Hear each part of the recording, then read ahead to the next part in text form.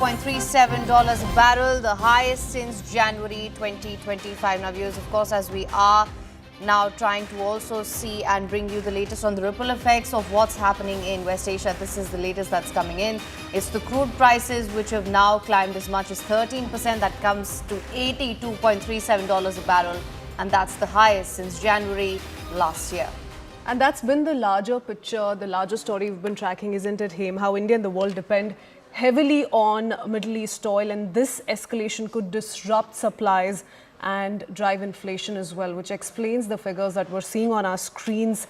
To what extent will this conflict trigger a global oil price shock, and for how many days? How much time will it, more importantly, take to stabilize that shift in what this means for global oil supplies? That remains to be seen as well.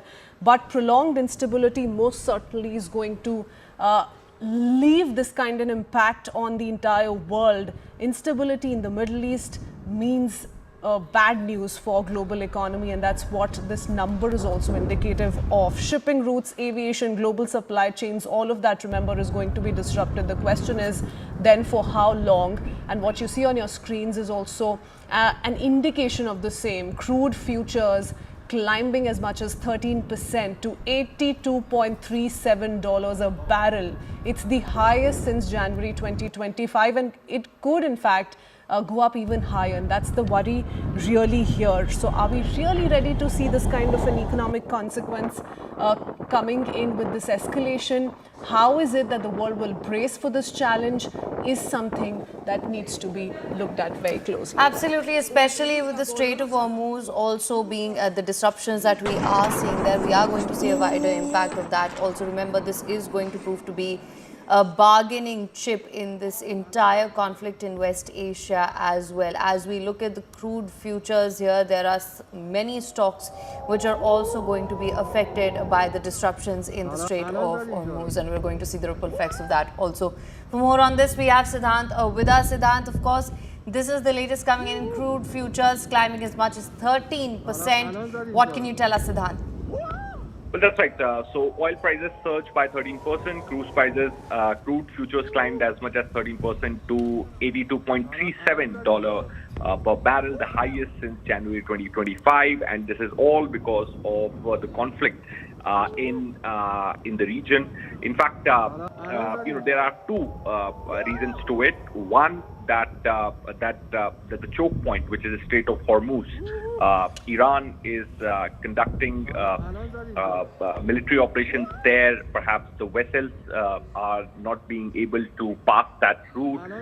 So this is also one of the key reasons that there's a surge in the crude prices, because 20% of the world crude passes through the Strait of Hormuz. And second, the uncertainty as far as this conflict is concerned, because it is escalating with each passing hour. There are now more countries planning retaliatory strikes on Iran. Iran is targeting civil infrastructure in many of these Gulf countries. These countries are one of the big producers of the crude oil. So, all these factors are playing in, and this is the reason that crude prices have surged by 13%, and it is highest since January 2025. Siddhant, how much of a pinch will a common man in India, let's say, feel going forward? Have we seen an impact already? I was just trying to read through some of the figures. Every $10 rise in oil increases the import bill by 10,000 to 15,000 crore rupees annually. So this could be the larger impact, but thus far, have we seen a jump already in India? Well, more or less, the Indian prices have remained same in last couple of months. They were not impacted by the highs and lows of the crude oil prices in the international market, as they have been deregulated. But definitely, if this escalates and this uncertainty continues, perhaps we could definitely be expecting this to impact the Indian market prices as well. Right, Siddhant, of course. And as we were discussing this earlier, Siddhant, as well, it's really the Strait of Hormuz which is proving to be the main choke point here. And these are the ripple effects that we are seeing. Of course, these disruptions likely to persist for the next few days as tensions further escalate. With that, we're going to slip into a very short break. Don't go anywhere. News and updates will continue on the other side.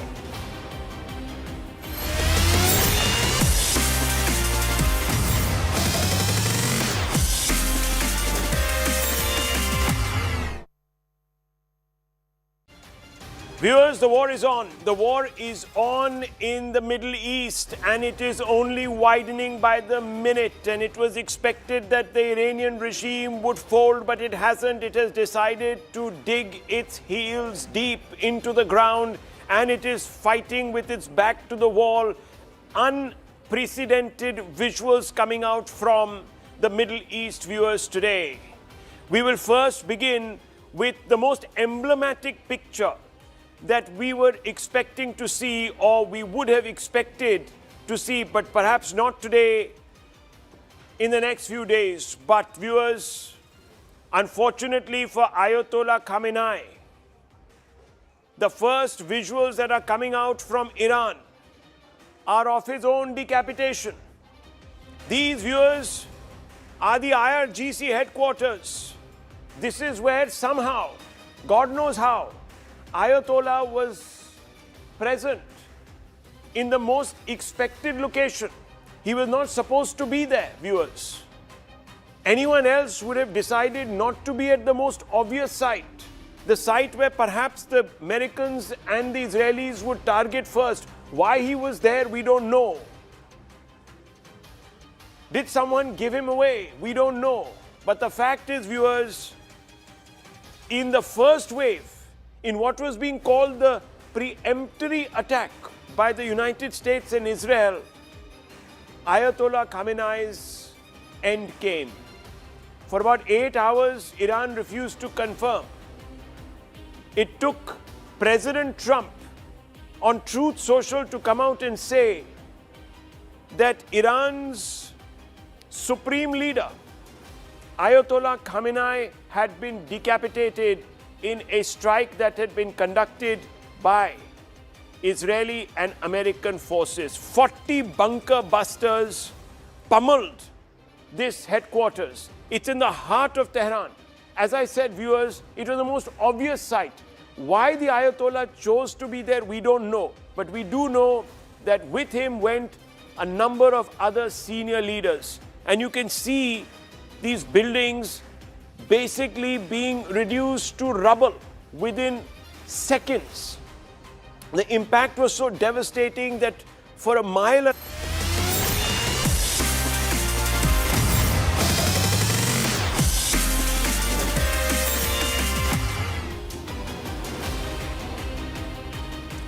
All right, thank you so much for staying with us. Of course, our focus is on the rising tensions in West Asia and what this means for the world going forward as well. Now, of course, we're also discussing what the escalating tensions and the renewed attacks mean for West Asia and the wider region. Caitlin Collins discusses this. Take a look at this one. Trump has delivered 2 statements on camera since he launched a major U.S. military operation against Iran. We have not yet seen him live, though, meaning he takes the questions in front of the White House press pool, answering the reporters' questions in terms of what the United States and Israel and their objectives in Iran are and what that's going to look like. We also have not heard from the top members of his administration. That's notable, given typically, certainly after something as big as this and as momentous as this, you would hear from the president's allies on this. Our chief media analyst, Brian Stelter, is joining me now. And Brian, obviously we had heard from the White House explaining this, talking about how Ted Cruz was out there, Lindsey Graham was out there, their top congressional allies. But not a single person from the administration went out on television, when obviously there's a ton of interest in hearing from them in this moment. And we've been emphasizing here on CNN all weekend long that there are so many more questions than there are answers right now. Questions that we'd like to have answered by Trump administration officials as well as others in the region in the Middle East. Now, Trump's reaction has been mostly on the fly. 2 web videos so far. Nothing formal like an Oval Office address that Americans are accustomed to seeing. He gave a State of the Union just a few days ago, let's remember, and did not use that forum to prepare the nation for war. But Trump has been commenting here and there. He's been answering his cell phone sometimes when reporters from various outlets call up. So we have been hearing him comment 1 or 2 quotes at a time, but not in a formal way and not with the opportunity for the press corps to ask questions. We did write about this today on CNN.com, pointing out that there were no administration officials on the Sunday shows, and the White House responded by saying that those senators, those Republican senators, were on the shows essentially as surrogates, and that there was a briefing that was held on Saturday for those lawmakers before going out on television. Caitlin, if you look at Google Trends data right now for the word Trump, look at the rising searches. You'll see the #1 rising search in the last 24 hours is a question. The question is, did Trump get congressional approval? The answer is no. The #1 rising search in the last 4 hours, really interesting. It's Trump addresses nation. So in other words, people are literally searching online, looking, trying to find out if the president is addressing the nation. They want to see him explain and justify these strikes. And if you look at the word Trump in just the last hour, the #1 rising search in the last hour is Trump approval rating. And of course, all of those searches, they're all related, right? They're all from Americans trying to find out more information about this military effort. We should also keep in mind the Pentagon has severely restricted the flow of information to the press this year, actually in the past 14 months. A lot less information coming out of the Pentagon about these strikes as well, Caitlin.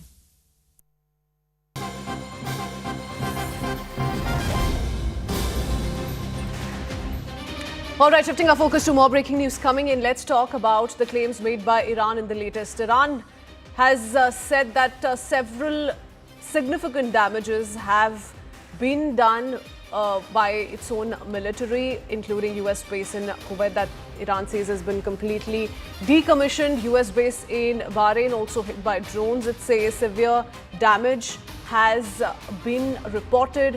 US carrier Abraham Lincoln has been attacked with 4 missiles is what Iran is claiming. In the latest, also 560 US troops killed and wounded so far. So that's the claim that's been made by Iran as far as its retaliatory action is concerned. Let's also hear it from its leadership announcing the same.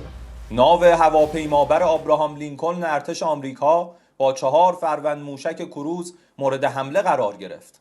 پس از حمله این ناو آمریکا از محل استقرار مأموریت خود به سمت جنوب شرق اقیانوس هند متواری شد.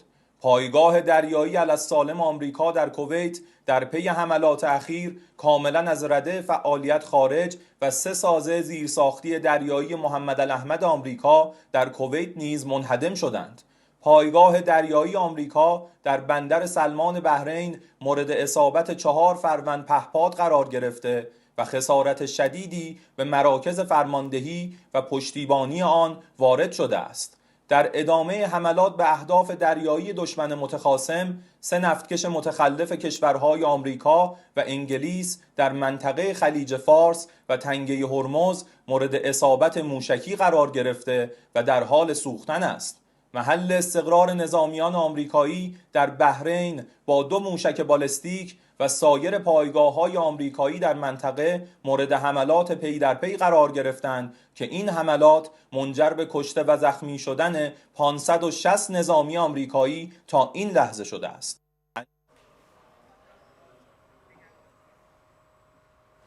All right, of course, as tensions escalate. So this is the latest that we are hearing. Of course, these are claims made by Iran. We are going to see trading fire further as well, and claims and counterclaims which will follow.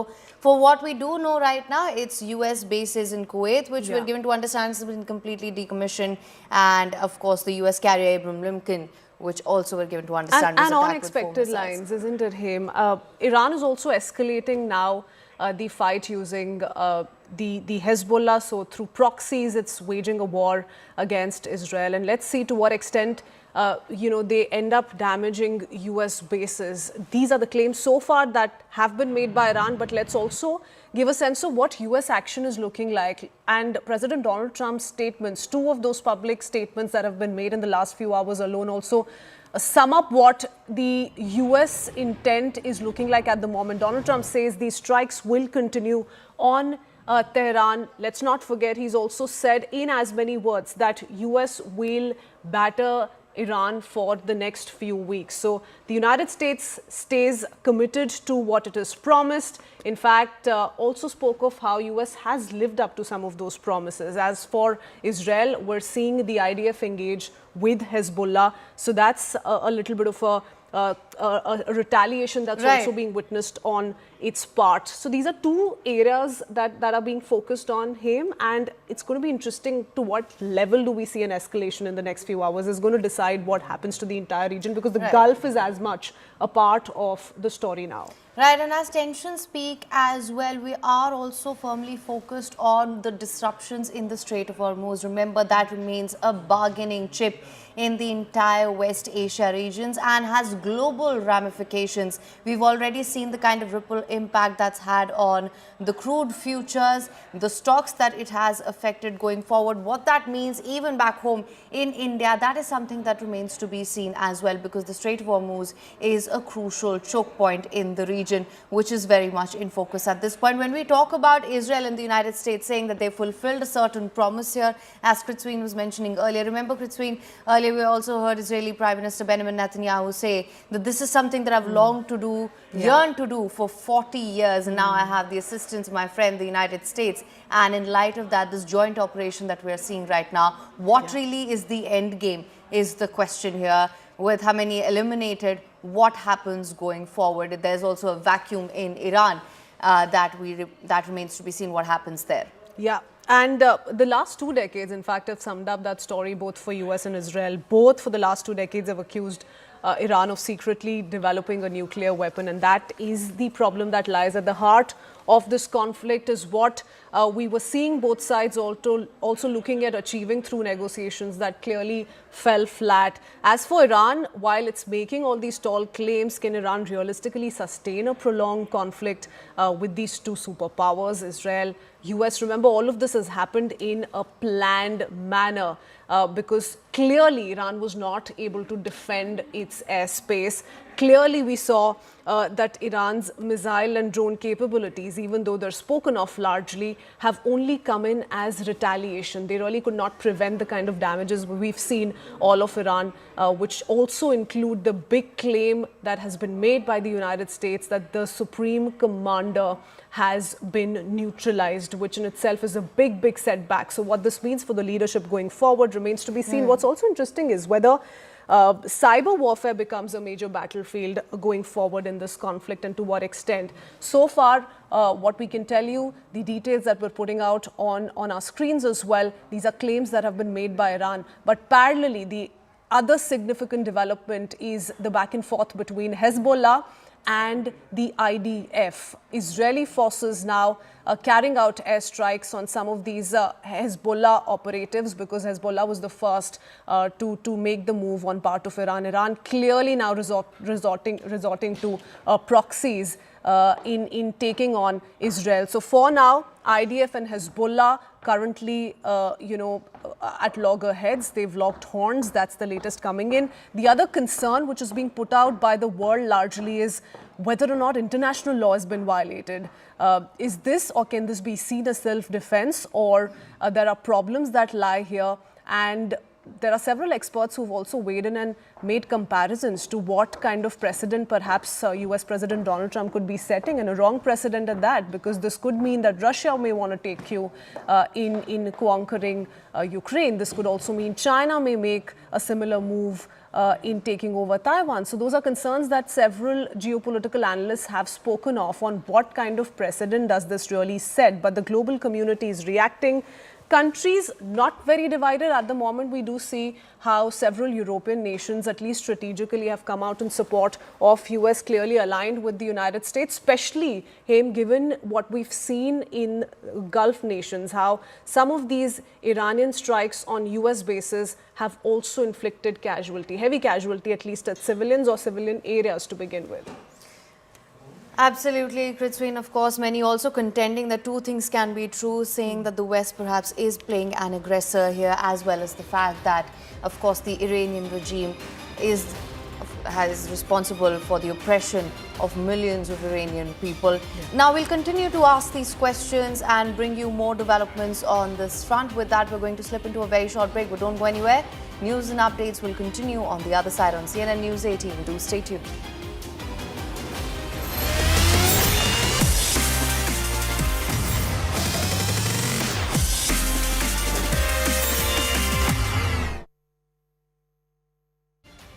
Viewers, the war is on. The war is on in the Middle East, and it is only widening by the minute. And it was expected that the Iranian regime would fold, but it hasn't. It has decided to dig its heels deep into the ground, and it is fighting with its back to the wall. Unprecedented visuals coming out from the Middle East, viewers, today.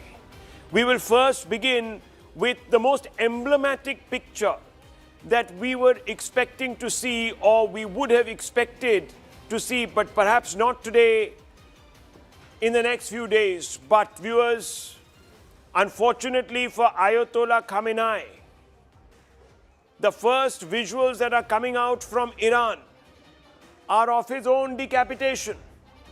These, viewers, are the IRGC headquarters. This is where somehow, God knows how, Ayatollah was present in the most expected location. He was not supposed to be there, viewers. Anyone else would have decided not to be at the most obvious site, the site where perhaps the Americans and the Israelis would target first. Why he was there, we don't know. Did someone give him away? We don't know. But the fact is, viewers, in the first wave, in what was being called the preemptory attack by the United States and Israel, Ayatollah Khamenei's end came. For about 8 hours, Iran refused to confirm. It took President Trump on Truth Social to come out and say that Iran's supreme leader, Ayatollah Khamenei, had been decapitated in a strike that had been conducted by Israeli and American forces. 40 bunker busters pummeled this headquarters. It's in the heart of Tehran. As I said, viewers, it was the most obvious site. Why the Ayatollah chose to be there, we don't know. But we do know that with him went a number of other senior leaders. And you can see these buildings basically being reduced to rubble within seconds. The impact was so devastating that for a mile around this building, viewers, you can see that road there. All those cars zipping past, but within minutes, seconds, entire area was covered in a pall of smoke. Nothing was left, viewers, of that site. And with him went Ayatollah Khamenei. 40 years he had been ruling Iran. His hold was a stranglehold. The people of Iran feared him. 50% of the population hated him. But he hung on there, viewers. He hung on only to be removed in this unseemly fashion by multiple strikes that were conducted in what was described as a preemptory strike, but it could turn out to be, viewers, the end strike. Because now Trump can legitimately go back to the people. He gets an off-ramp and he says, I've done what no other US president since Jimmy Carter could do, which is to eliminate and sever the head of the snake, the Ayatollah. Of course, viewers, Ayatollah Khamenei's predecessor was the founder of the Islamic Republic of Iran. He died a natural death, succession happens, and in that succession, it took 40 years, viewers. 40 years. Ayatollah Khamenei held on. No more, viewers. He's been reduced to ashes, dust to dust, ashes to ashes, as they say. That story, that chapter closes. We now know that others have begun to succeed him, viewers, and there is a whole succession plan.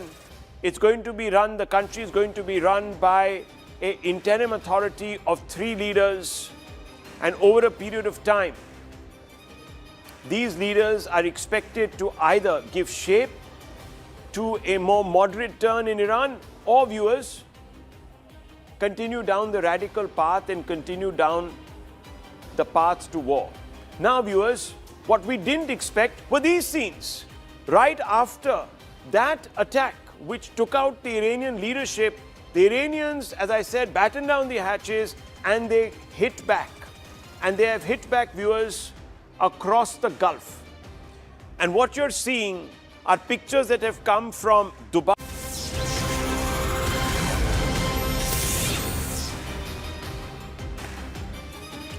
Good morning and a very warm welcome. Thanks for staying tuned to CNN News 18. I'm Kritsween Walia. Top focus story is day 3 of the conflict in West Asia. In the latest, the last few hours alone, we've seen tensions between Hezbollah and the IDF. That and much more coming up. Let's take you through the top stories. Right, here's a quick look at what we're tracking right now. Missile strikes continue for day 3 of the West Asia war as Iranian leaders project defiance after Khamenei. After Israel carries out airstrikes on Hezbollah targets, Hezbollah fires at Israel. Prime Minister Narendra Modi speaks with his Israeli counterpart and also the UAE president. He's urged for strong civilian protection measures and has also called for an early end to escalating hostilities. Amid rising tensions, UAE shuts Dubai, Abu Dhabi stock markets. Crude prices surged by 13%. Amidst this, Britain has approved a US request to use its bases for a limited defensive mission aimed at intercepting Iranian missiles and preventing civilian casualties across the region.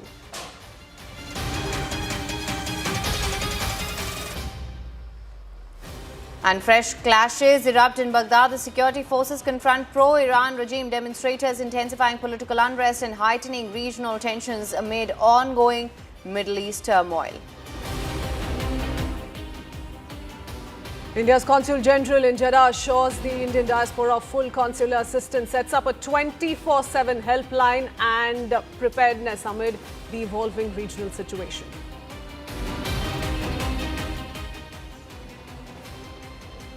And protests erupt in Delhi after condemning Israeli-US strikes that killed Iran's Supreme Leader Khamenei. The All India Shia Council staged a demonstration at Jantar Mantar condemning the attack.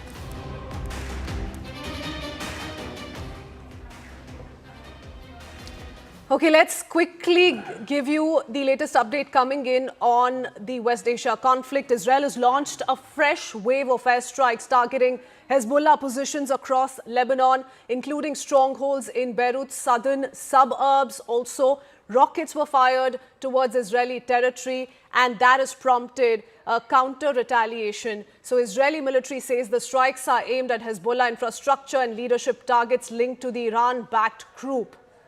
Explosions were also reported in Tel Aviv, though no air raid sirens were activated. The escalation comes, remember, amid rising regional tensions, with Iran also now claiming major damage to US assets, including alleged drone strikes on bases in Kuwait and Bahrain and missile attacks on the USS Abraham Lincoln, claims that remain unverified at this point, but this is what we're given to understand. Remember, these are Iranian claims. Meanwhile, the UAE shut financial markets in Abu Dhabi and Dubai for 2 days, citing security concerns as fears further grow that the conflict could expand into a wider regional confrontation.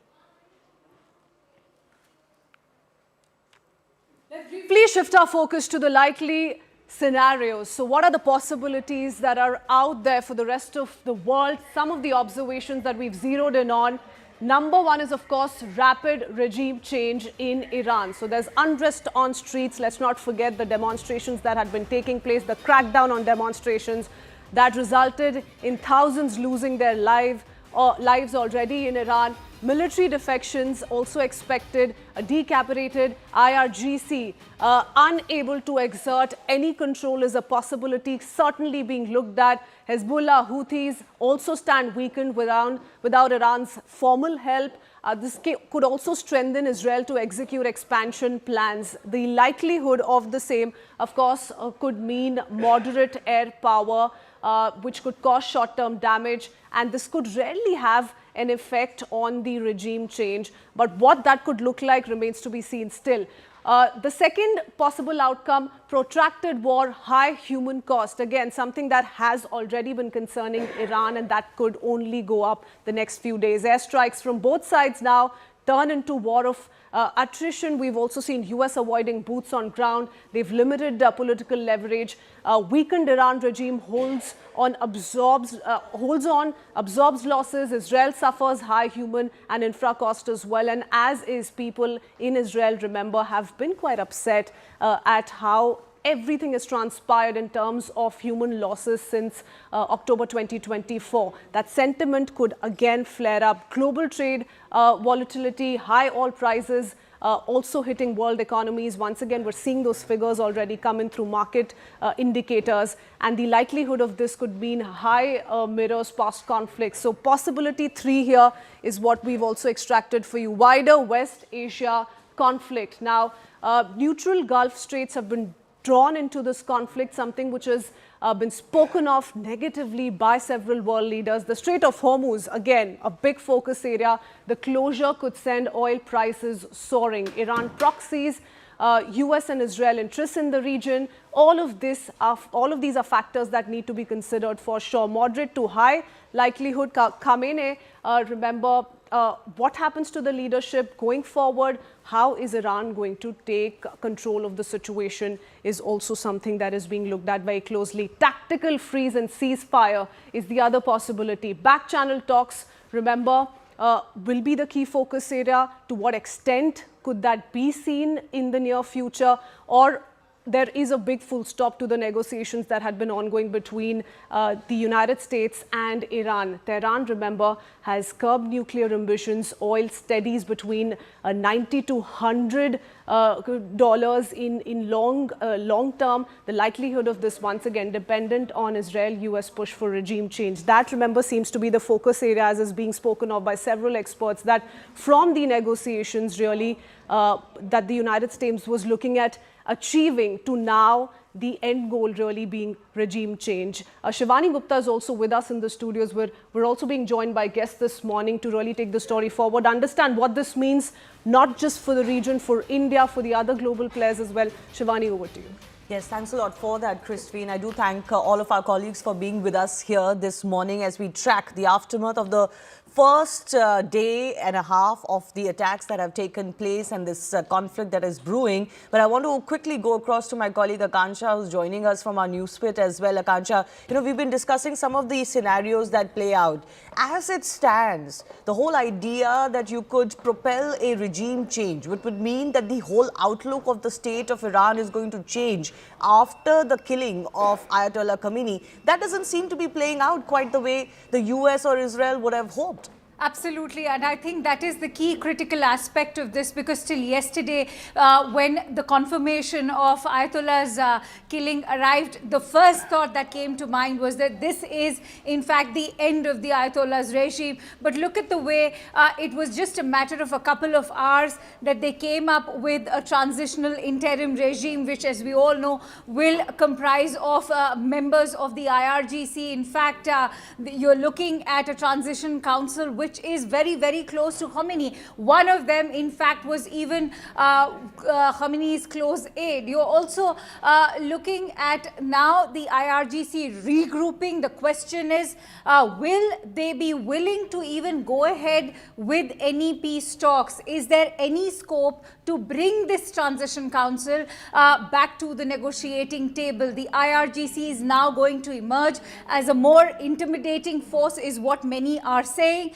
How will Donald Trump ensure that there is peace or democracy restored, as he's been calling out to the Iranians in his address? He said that we are going to ensure that you have democratic rights, and he's gone on to tell the people that wait for us, there will be a new government, a new regime. But is that really going to happen is the big question at the moment. Where does this leave the negotiations at the moment? The feelers that we are getting in from the current regime is that they feel extremely betrayed. There's a lot of anger. But yes, Iran is also in a very weakened position, Shivani, because remember, attacking the US allies has actually made them even more vulnerable. There's a joint statement that's been released along with US, UAE, Qatar, Kuwait, Bahrain, Jordan. These are all US allies and neighbors to Iran. They are all extremely angry and miffed, and this in itself has been an action which has sort of backfired for Iran. For how long Iran will be able to in fact speak from a position of strength, given that their own militias, as far as the proxies are concerned, they also have been severely weakened. If you look at Hezbollah, if you look at Hamas, there are continuous strikes happening as we speak. But you know, interesting what you mentioned about the joint statement that has now been released by several countries. Even Britain is now allowing its territory to be used for quote-unquote defensive attacks against Iranian capabilities of missile attacks. So Iranian response has changed the way a lot of European countries were possibly looking at their role if US and Israel were to launch this.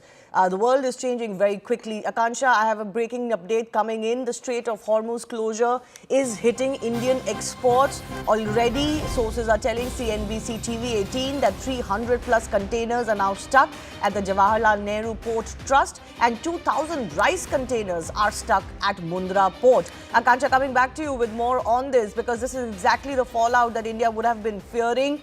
The global trade community is going to be on tenterhooks. A lot of these are perishable goods, so the lifespan is pretty short. Absolutely, and I think Prime Minister Modi is also very mindful of the overall impact of these tensions. That is why he's been reaching out to not just Israel. He's in fact had a conversation with the Israeli Prime Minister. He's also reached out to the President of UAE, and that's why the first, in fact, priority for India is to not just ensure the trading of the goods is not impacted, but also ensure a timely evacuation of all of those Indians that are stuck. But as far as blocking of the Strait of Hormuz is concerned, we are all aware that this is the biggest bargaining chip in the hands of Iran at the moment. They've been doing a lot of back and forth, Shivani. Till yesterday, there was also a word coming in from the foreign ministry in Iran, which said that no, we will not hold up the Strait of Hormuz. But as I said, that they realize that this is the big bargaining chip in their hand, because remember, it's not just oil trade that's happening. Yes, as you rightly highlighted, majority of our energy supplies are transported via this strait, but you also have China, you also have Europe. United States itself is also procuring energy, which is in fact being imported from the Strait of Hormuz. For how long will Iran be able to deploy its own naval assets? They have enough weaponry at the moment to hold up the Strait of Hormuz, but for how long will this be able to happen? Will the US and Israel now shift focus over to the Strait of Hormuz, given that the US president in his recent address has also talked about how Iranian vessels, 7 of them I believe, have been attacked? So are we now also going to see a shift of conflict over to the Strait of Hormuz? Okay. It's going to be a very fragile one if indeed that happens. As I said, we cannot afford an open conflict, because this is the strait which is used to, for all the energy supplies of the majority of the world. Shivani. Okay. Thank you so much, Akansha, for joining us with all of those updates. And more are pouring in. Let's also go across to my colleague Aman Sharma, our political editor, who continues to be with us in the studio. Ashok Sajjan, former diplomat, Major General Rajan Kochar, defense expert, Angie Wong, Republican strategist, and Dr. Suvro Kamal Datta, international conservative expert, all joining us on the show. I begin with Aman today because, Aman, let's just kind of put in context how India is looking at this. The CCS meeting happened late last night. Just give your sense of, what is the kind of morning and day we're looking at today? Well, Shivani, I think 2 big developments have happened since last night. One is the Cabinet Committee on Security meeting chaired by Prime Minister Narendra Modi. The meeting went over 2 hours and it was discussed threadbare what is happening in West Asia, the hostilities which are happening there, and top on the priority of India is to ensure the safety of Indians in the Middle East. We have a huge population of Indians earning a living in the Middle East, who have made Middle East their home. But right now, with the strikes happening on civilian infrastructure in the Middle East, especially Dubai, Doha, Abu Dhabi, this is where India's major concern is. I'll read out to you what the CCA statement was also issued. It's very rare that a statement is issued after a cabinet committee on security meeting, but a detailed statement was issued by the government, in which the government has said that the committee was briefed on the airstrikes in Iran on 20th February, the subsequent escalation, including attacks in several Gulf countries. It expressed serious concern over the safety and the security of the large Indian expatriate community in the region. It's also saying CCS reviewed the difficulties faced by Indian travelers transiting the region. So, with Dubai airport shut, Abu Dhabi airport shut, the Doha airport shut, these are one of the busiest airports in the world. Thousands of Indians are stuck here in the transit, and that has also come up before the CCS as well. And the CCS has directed all departments to take necessary action to assist Indian nationals in these developments. Also, it has underscored the second major point that coming from India is importance of the cessation of hostilities, the start of dialogue and diplomacy. And that is why soon after this CCS meeting, Shivani, we saw the Prime Minister dial up the President of UAE as well as the Prime Minister of Israel. Both these top leaders, Mr. Modi has rung them up, and he has condemned the strikes which have happened in UAE by Iran. So this is also a major development. India is condemning the strikes which Iran has carried out in the UAE, especially in Dubai, on civilian targets. India has condemned it, but at the same time, he has impressed both on Netanyahu as well as the UAE president that there needs to be cessation of hostilities, return to dialogue, there needs to be immediate de-escalation. And in fact, to Israel, the Prime Minister has said that it is better that Israel also returns to the path of dialogue. All right. Interesting you mentioned the condemnation that has come for attacks on UAE. UAE itself has issued a warning to Iran. I want to go across to Ashok Sajjanha to understand a couple of things very quickly, sir. A lot of people talking about the fact that the Indian government hasn't said anything about the death of Khamenei so far.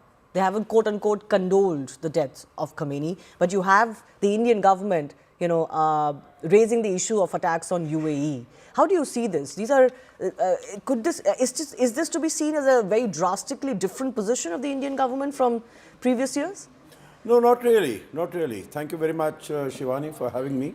I don't think it's very different at all, because if you go back, dial back a little, immediately after the attacks were launched on Iran, there was a statement that emanated from the Indian government.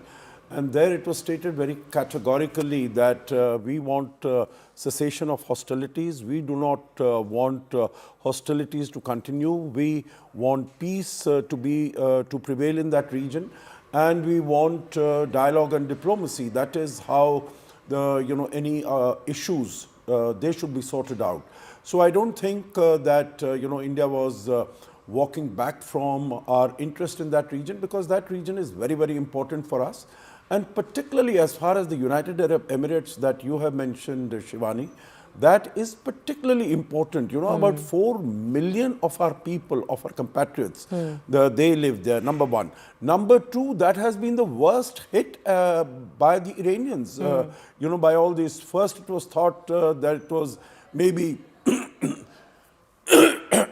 projectiles, meaning some interception, and there was sort of, some splinters that were falling on Palm Jumeirah, the hotel there, and that is how the damage had been sustained. But then later it appeared that it was not that. It was Iranians hitting out at civilian targets, and that was very, very worrisome.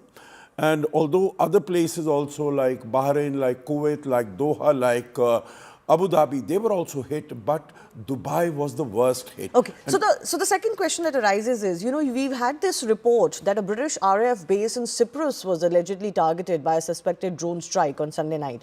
And, this has forced even the Britons to kind of relook at what role they're going to play. So far, they didn't want anything to do with it. They were like, don't use any of our bases or our, territory.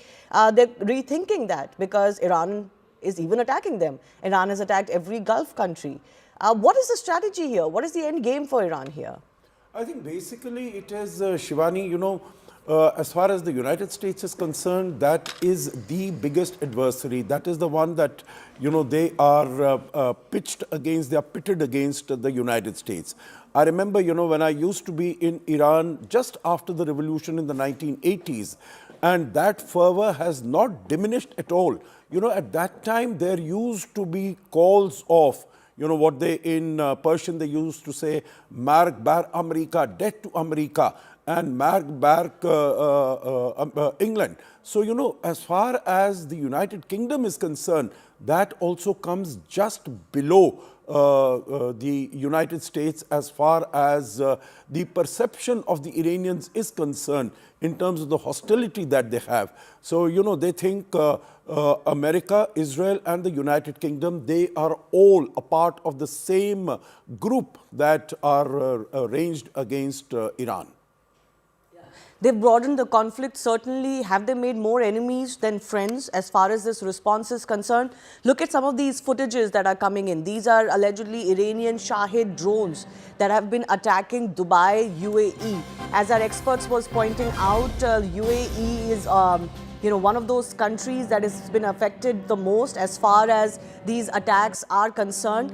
Let's try and look at those images one by one, more of them that are coming. These are, of course, the drones that are very popular and very known as far as Iranian drones are concerned. And these are the drones that have been spotted. This is not a very clear picture of that drone, but these are the drones that have been spotted in the air, in the skies, in Dubai. And of course, they've been landing there as well. So we'll try and get better pictures, in fact, the ones that we can open on the wall. But I want to go across to our other guests as well who are joining us. I want to go across to our expert, Major General Rajan Kochar, also joining us. How do you look at the kind of conflict or the wide scope and canvas of the conflict that Iran has opened up?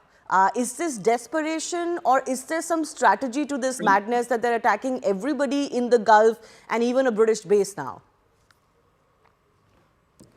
Good morning, Shivani. I think there is a definite strategy because look at the magnitude of the attack, what the Americans and the Israelis have done in the last 36 hours, I would say.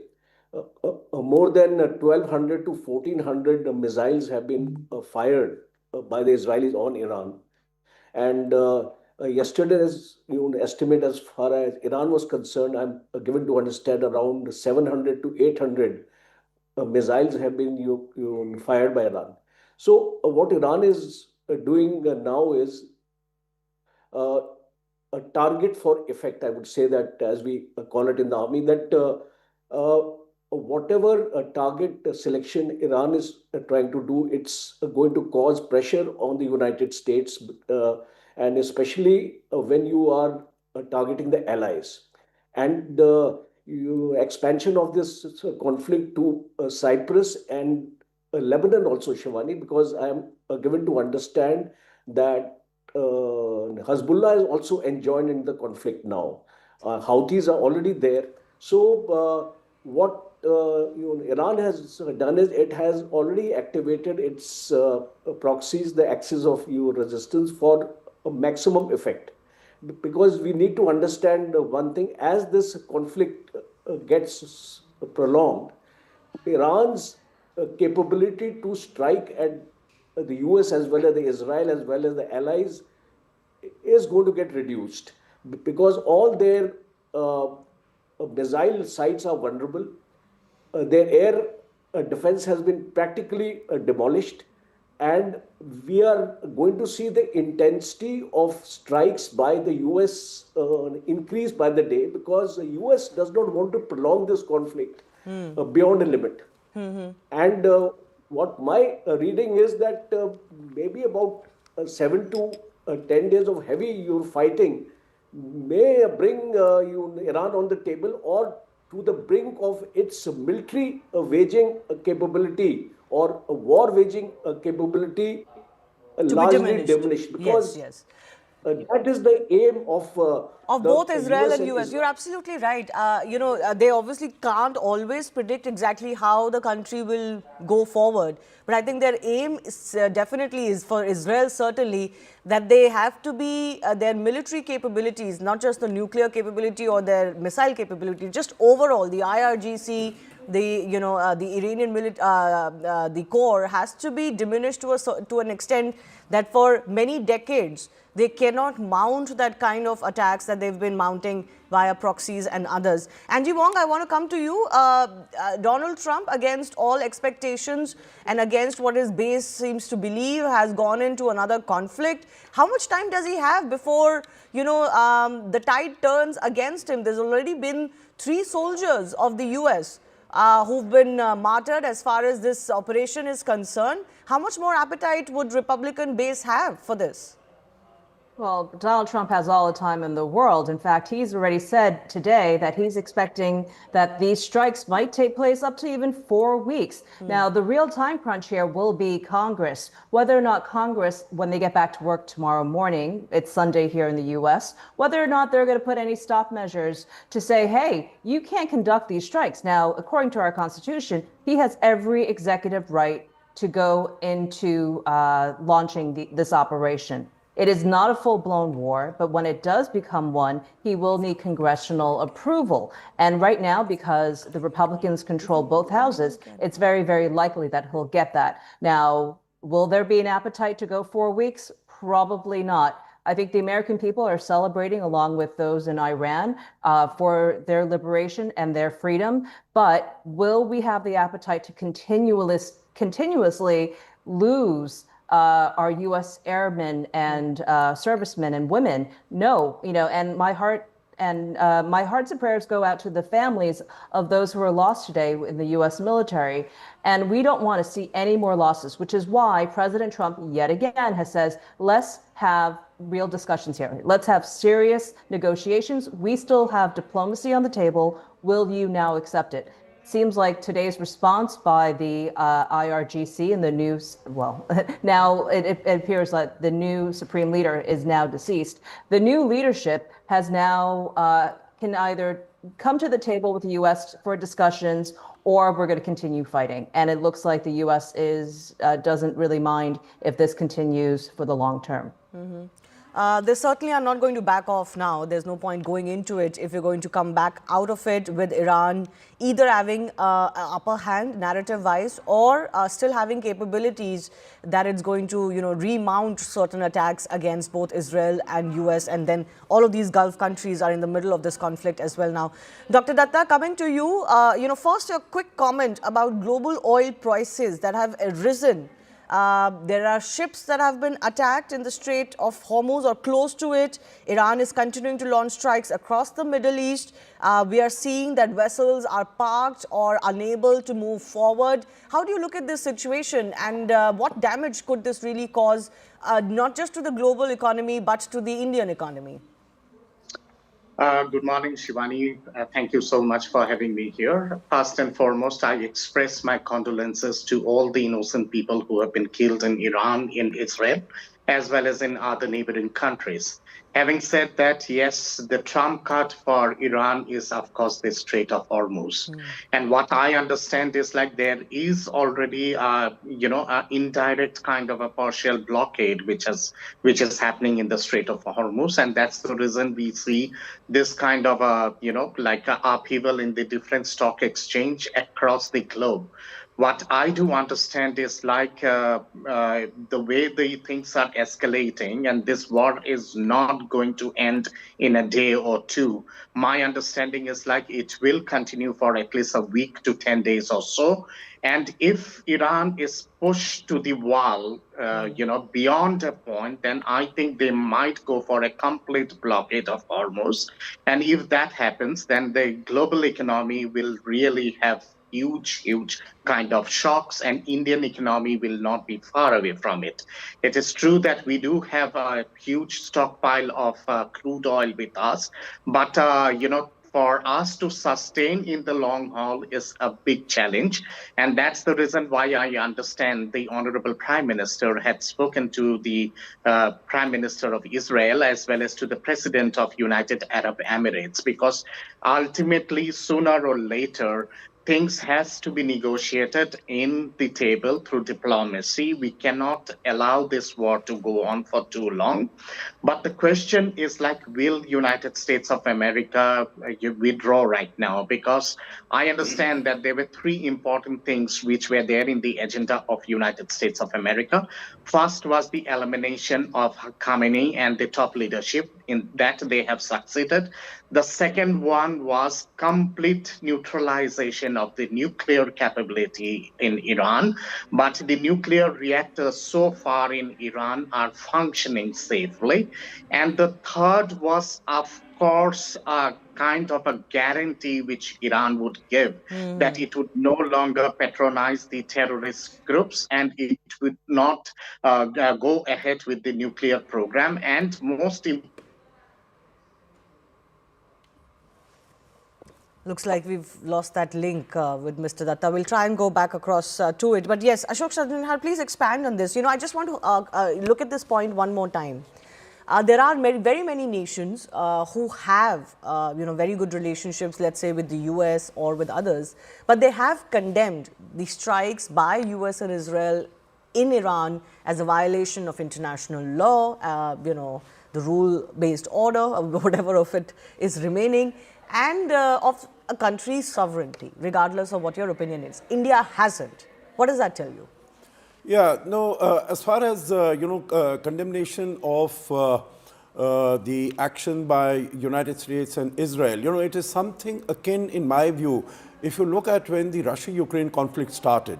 As far as Russia's march into Ukraine is concerned, that is also a violation of the UN principles, the UN Charter, that you are violating the territorial integrity and sovereignty of a country. But the point there is, India did not condemn Russia there also, because we said basically you have to get onto the negotiating table, you have to get into a dialogue, you have to try to sort out whatever differences there might be through negotiations, through discussions, through diplomacy, through dialogue. And I think same is the case here, because let's see what the intent is. Basically, Iran has been progressing on the path, although it's a signatory of the Nuclear Non-Proliferation Treaty, it has been progressing on the path of nuclear enrichment of weapon-grade quality, of weapon-grade strength. So that does not permit it under the NPT.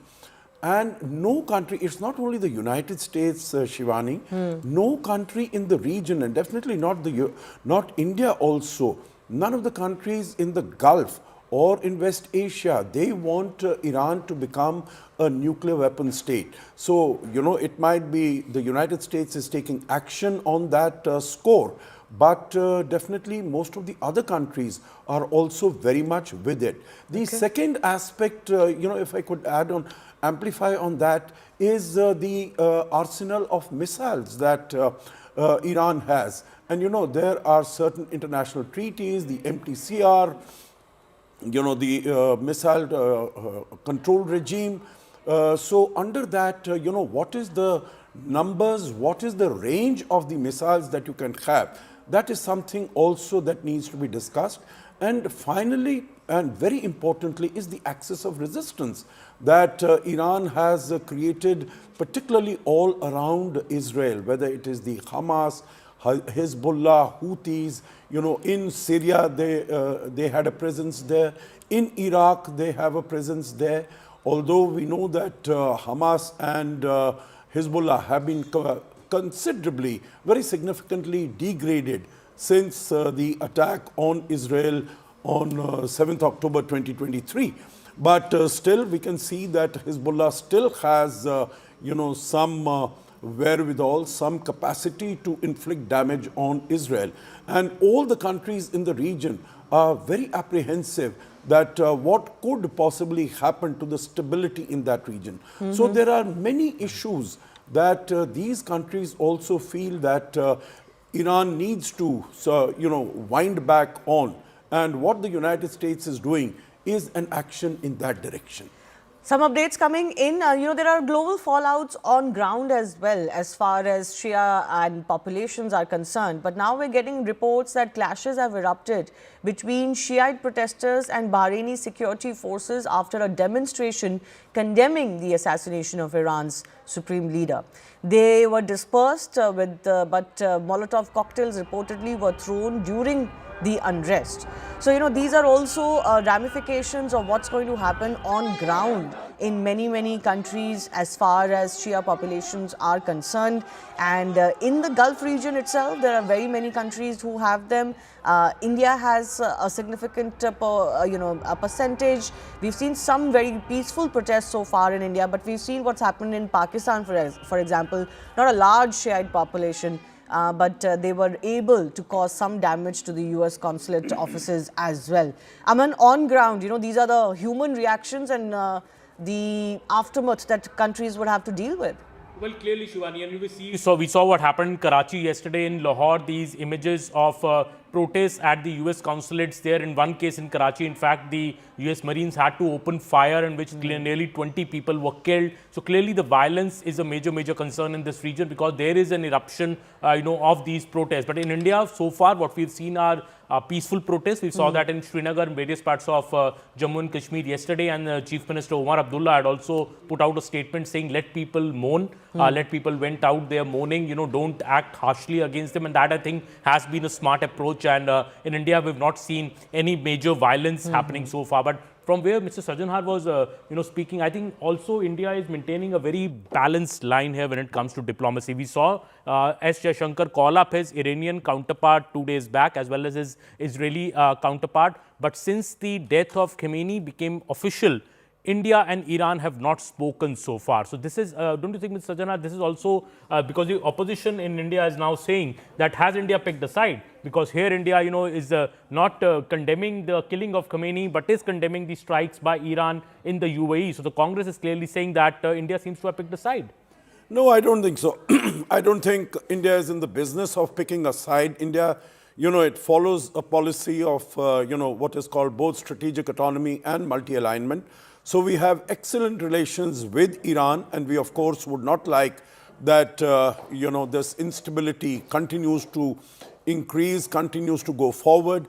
And, of course, we have good relations with Israel, as the recent visit of the Prime Minister showed there. So, these are initial stages. So I think we are waiting for things to, happen, to move forward.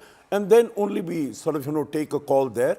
But Dubai is very important because, it's not only the fact that it is, in terms of our trading interests. Let's also realize, as far as Dubai is concerned, it is our third largest trading partner also, in addition to having more than 4 million Indian diaspora who are settled there. And also it is the second largest export destination as far as Indian products are concerned. Sir, I'll come back to you in just a bit. Let's just look at these visuals that we've got from Bahrain one more time. Clashes erupting between protesters from the Shia community and the Bahraini security forces. So these are the visuals that we've accessed, the by-lanes. I'm not sure which, exact area this is, but you can see hundreds of protesters who have come out on the ground. I can see some pockets of fire that has erupted. So attempts to maybe, light things up, put them on fire via Molotov cocktails that have been thrown.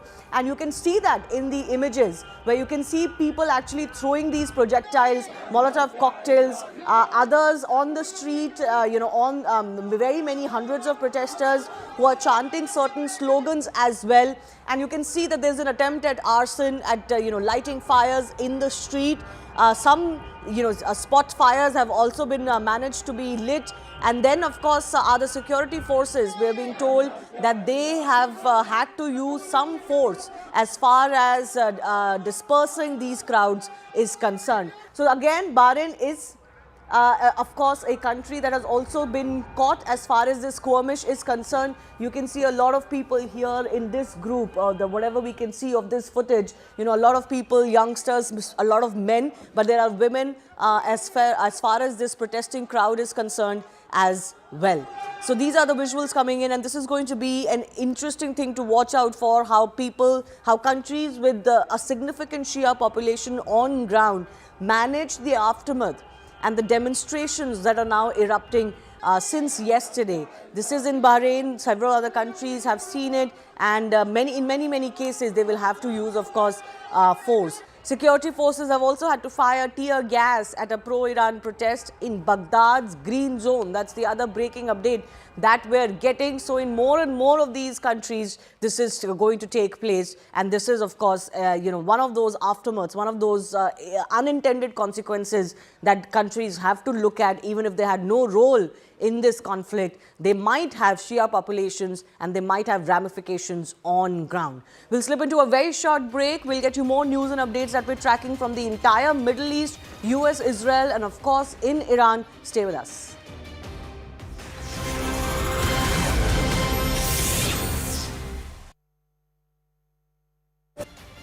Viewers, the war is on. The war is on in the Middle East, and it is only widening by the minute. And it was expected that the Iranian regime would fold, but it hasn't. It has decided to dig its heels deep into the ground, and it is fighting with its back to the wall. Unprecedented visuals coming out from the Middle East, viewers, today.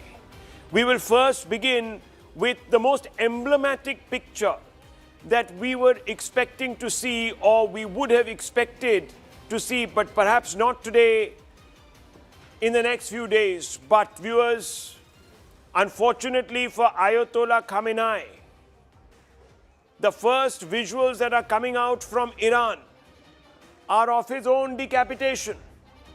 These, viewers, are the IRGC headquarters. This is where somehow, God knows how, Ayatollah was present in the most expected location. He was not supposed to be there, viewers.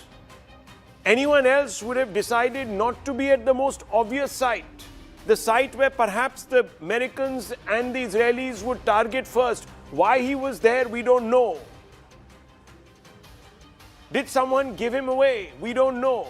But the fact is, viewers, in the first wave, in what was being called the preemptory attack by the United States and Israel, Ayatollah Khamenei's end came.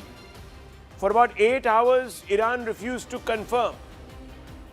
It took President Trump on Truth Social to come out and say that Iran's supreme leader, Ayatollah Khamenei, had been decapitated in a strike that had been conducted by Israeli and American forces. 40 bunker busters pummeled this headquarters. It's in the heart of Tehran. As I said, viewers, it was the most obvious site. Why the Ayatollah chose to be there, we don't know. But we do know that with him went a number of other senior leaders. And you can see these buildings basically being reduced to rubble within seconds. The impact was so devastating that for a mile around this building, viewers, you can see that road there. All those cars zipping past, but within minutes, seconds, entire area was covered in a pall of smoke. Nothing was left, viewers, of that site. And with him went Ayatollah Khamenei. 40 years he had been ruling Iran. His hold was a stranglehold. The people of Iran feared him. 50% of the population hated him. But he hung on there, viewers. He hung on only to be removed in this unseemly fashion by multiple strikes that were conducted in what was described as a preemptory strike, but it could turn out to be, viewers, the end strike. Because now Trump can legitimately go back to the people. He gets an off-ramp and he says, I've done what no other US president since Jimmy Carter could do, which is to eliminate and sever the head of the snake, the Ayatollah. Of course, viewers, Ayatollah Khamenei's predecessor was the founder of the Islamic Republic of Iran. He died a natural death. Succession happens. And in that succession, it took 40 years, viewers. 40 years. Ayatollah Khamenei held on. No more, viewers. He's been reduced to ashes, dust to dust, ashes to ashes, as they say. That story, that chapter closes. We now know that others have begun to succeed him, viewers, and there is a whole succession plan. It's going to be run, the country is going to be run by an interim authority of 3 leaders, and over a period of time, these leaders are expected to either give shape to a more moderate turn in Iran, or, viewers, continue down the radical path and continue down the paths to war. Now, viewers, what we didn't expect were these scenes. Right after that attack, which took out the Iranian leadership, the Iranians, as I said, battened down the hatches and they hit back. And they have hit back, viewers, across the Gulf. And what you're seeing are pictures that have come from Dubai. Scenes of devastation. So overnight, I'm going to show you some pictures of the Burj Khalifa, that one beacon of progressivism, that one beacon of the Gulf, specifically Dubai's pivot to a new economy. It was a symbol of that new economy. Viewers, even that was attacked. Let's go and show those visuals from last night of the Burj Khalifa. And I want you to look at those pictures very closely as you see drones coming into the Burj Khalifa, viewers, and then pock-marking the Burj Khalifa. And there is a lot of flames coming out. We can bring those shots out. Can we do that, Director Saab? Can you bring out the Burj shot? Let's do that very quickly. These are other pictures from this morning. The Burj Khalifa shot, the defining moment was yesterday. Since then, Dubai is being harried, viewers. One after the other, wave after the wave of attacks have been hitting Dubai. There's another tower there. This is the airport. All of these have been struck all through the last 24 hours. We still don't have the Burj Khalifa shot. I'm really waiting for that, Director Saab, because that is really the defining image. Viewers, because Dubai had positioned himself as an area of stability. There it is. Those are the drones. You can see 1, 2, 3, 4, 5, all moving towards the Burj Khalifa, and you see one of them striking, or maybe even 2 striking, and there are flames that erupt, and the Burj Khalifa feels the heat, and it has been now evacuated. We're also being told, viewers, that most of Dubai is today resembling a ghost town as people have completely disappeared. Let's show those pictures of Dubai airport. That was a devastation last night. So, a moment after the Burj Khalifa was hit, this is what happened at Dubai airport. And I can tell you, viewers, that PV Sindhu and the Indian badminton team that was headed for a competition was stuck there. They were waiting to take a connecting flight. They got stuck there. They witnessed this. They were very lucky to escape. Some people have got injured. We don't quite know about any.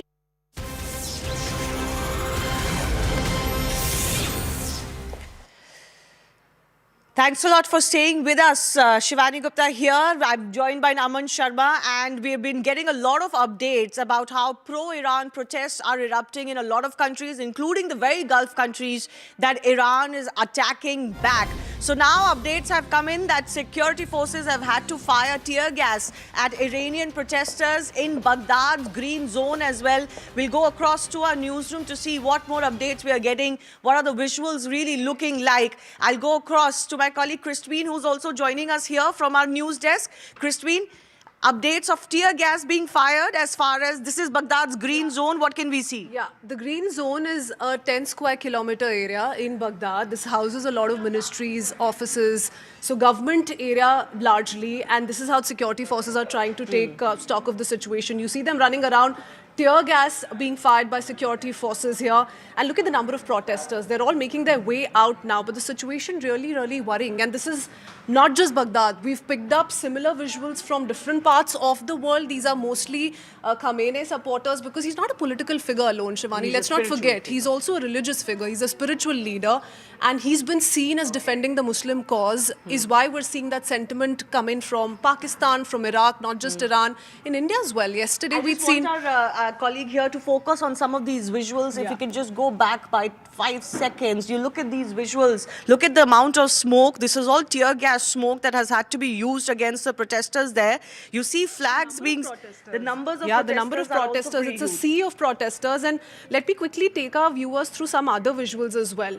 This, for instance, is the drone footage which shows rescue teams at the site of Iranian missile strikes in Jerusalem. And this is indicative of what we're seeing the world talk about right now. There are concerns. Even European nations, for instance, have come out and spoken at length about how there is grave threat to innocent lives, innocent people in all of Gulf countries. And why should they bear the brunt of what's happening between Israel and Iran? So this is a drone footage coming in from Jerusalem. Of course, this is Israel. These are the retaliatory strikes. Let's not forget the latest round of back and forth has been between Hezbollah and the IDF. Yes. Well, that will continue. But I think, Aman, the interesting question that is emerging from all of this is that while the IDF and the US are attacking either the political figures or the military figures, Iran is attacking civilian areas, not just in those Gulf countries, but even in Israel, what we've seen. And I don't think this is going very well in their favor. I think all the nations in the Gulf now are in a way united against Iran's attacks on civilian targets, because this is, I think, increasingly isolating Iran on the global stage. Because when you attack civilian targets, when you attack the Dubai airport, when you bomb Palm Jumeirah or Al Burj Hotel or the airports in Kuwait and Doha and Abu Dhabi, you're essentially telling the civilians in these areas that you are also not safe. You know, for us, it also seems that has the Iranian regime gone rogue after the killing of Khamenei? That's also a big concern of many countries, because it seems like that Iran is now operating without a plan.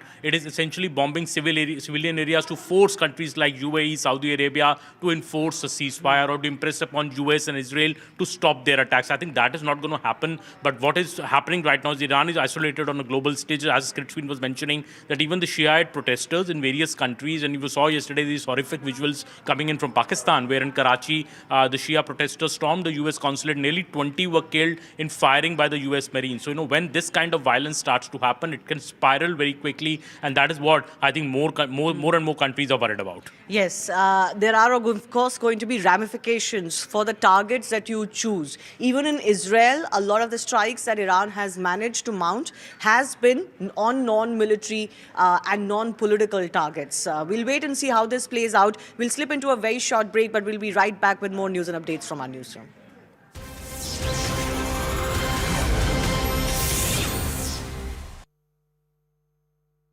Was pointing out, UAE is one of those countries that has been affected the most as far as these attacks are concerned. Let's try and look at those images one by one, more of them that are coming. These are, of course, the drones that are very popular and very known as far as Iranian drones are concerned. And these are the drones that have been spotted. This is not a very clear picture of that drone, but these are the drones that have been spotted in the air, in the skies, in Dubai, and of course, they've been landing there as well. So we'll try and get better pictures, in fact, the ones that we can open on the wall. But I want to go across to our other guests as well who are joining us. I want to go across to our expert, Major General Rajan Kochar, also joining us. How do you look at the kind of conflict or the wide scope and canvas of the conflict that Iran has opened up? Is this desperation, or is there some strategy to this madness that they're attacking everybody in the Gulf and even a British base now? Good morning, Shivani. I think there is a definite strategy because look at the magnitude of the attack, what the Americans and the Israelis have done in the last 36 hours, I would say. More than 1,200 to 1,400 missiles have been fired by the Israelis on Iran. And yesterday's estimate as far as Iran was concerned, I'm given to understand around 700 to 800 missiles have been fired by Iran. So what Iran is doing now is a target for effect, I would say that, as we call it in the army, that whatever target selection Iran is trying to do, it's going to cause pressure on the United States, and especially when you are targeting the allies. And expansion of this conflict to Cyprus and Lebanon also, Shivani, because I am given to understand that Hezbollah is also enjoined in the conflict now. Houthis are already there. So what Iran has done is it has already activated its proxies, the axis of resistance for a maximum effect. Because we need to understand one thing, as this conflict gets prolonged, Iran's capability to strike at the US as well as the Israel as well as the allies is going to get reduced.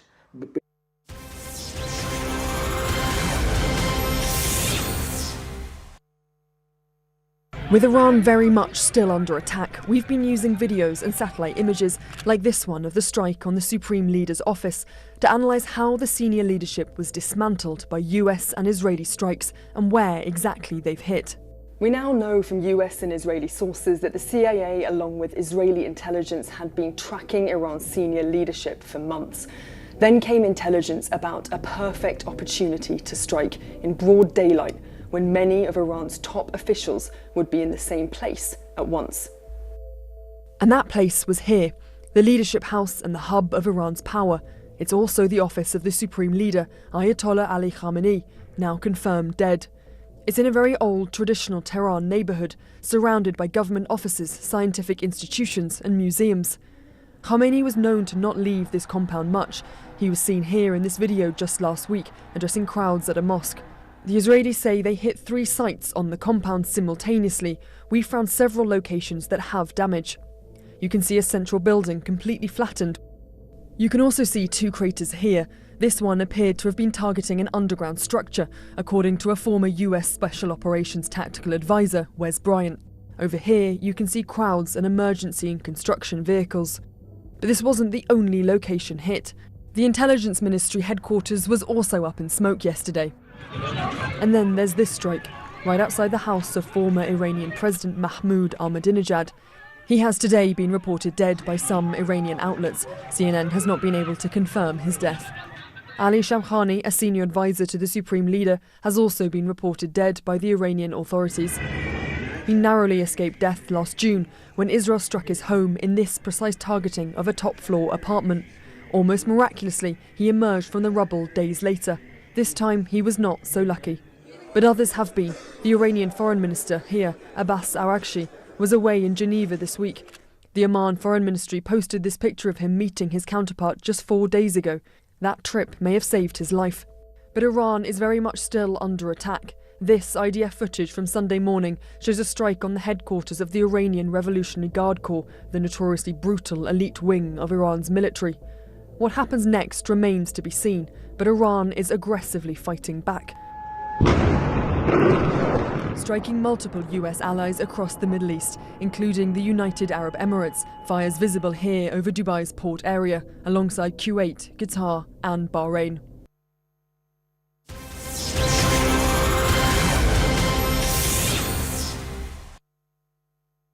Was pointing out UAE is one of those countries that has been affected the most as far as these attacks are concerned. Let's try and look at those images one by one, more of them that are coming.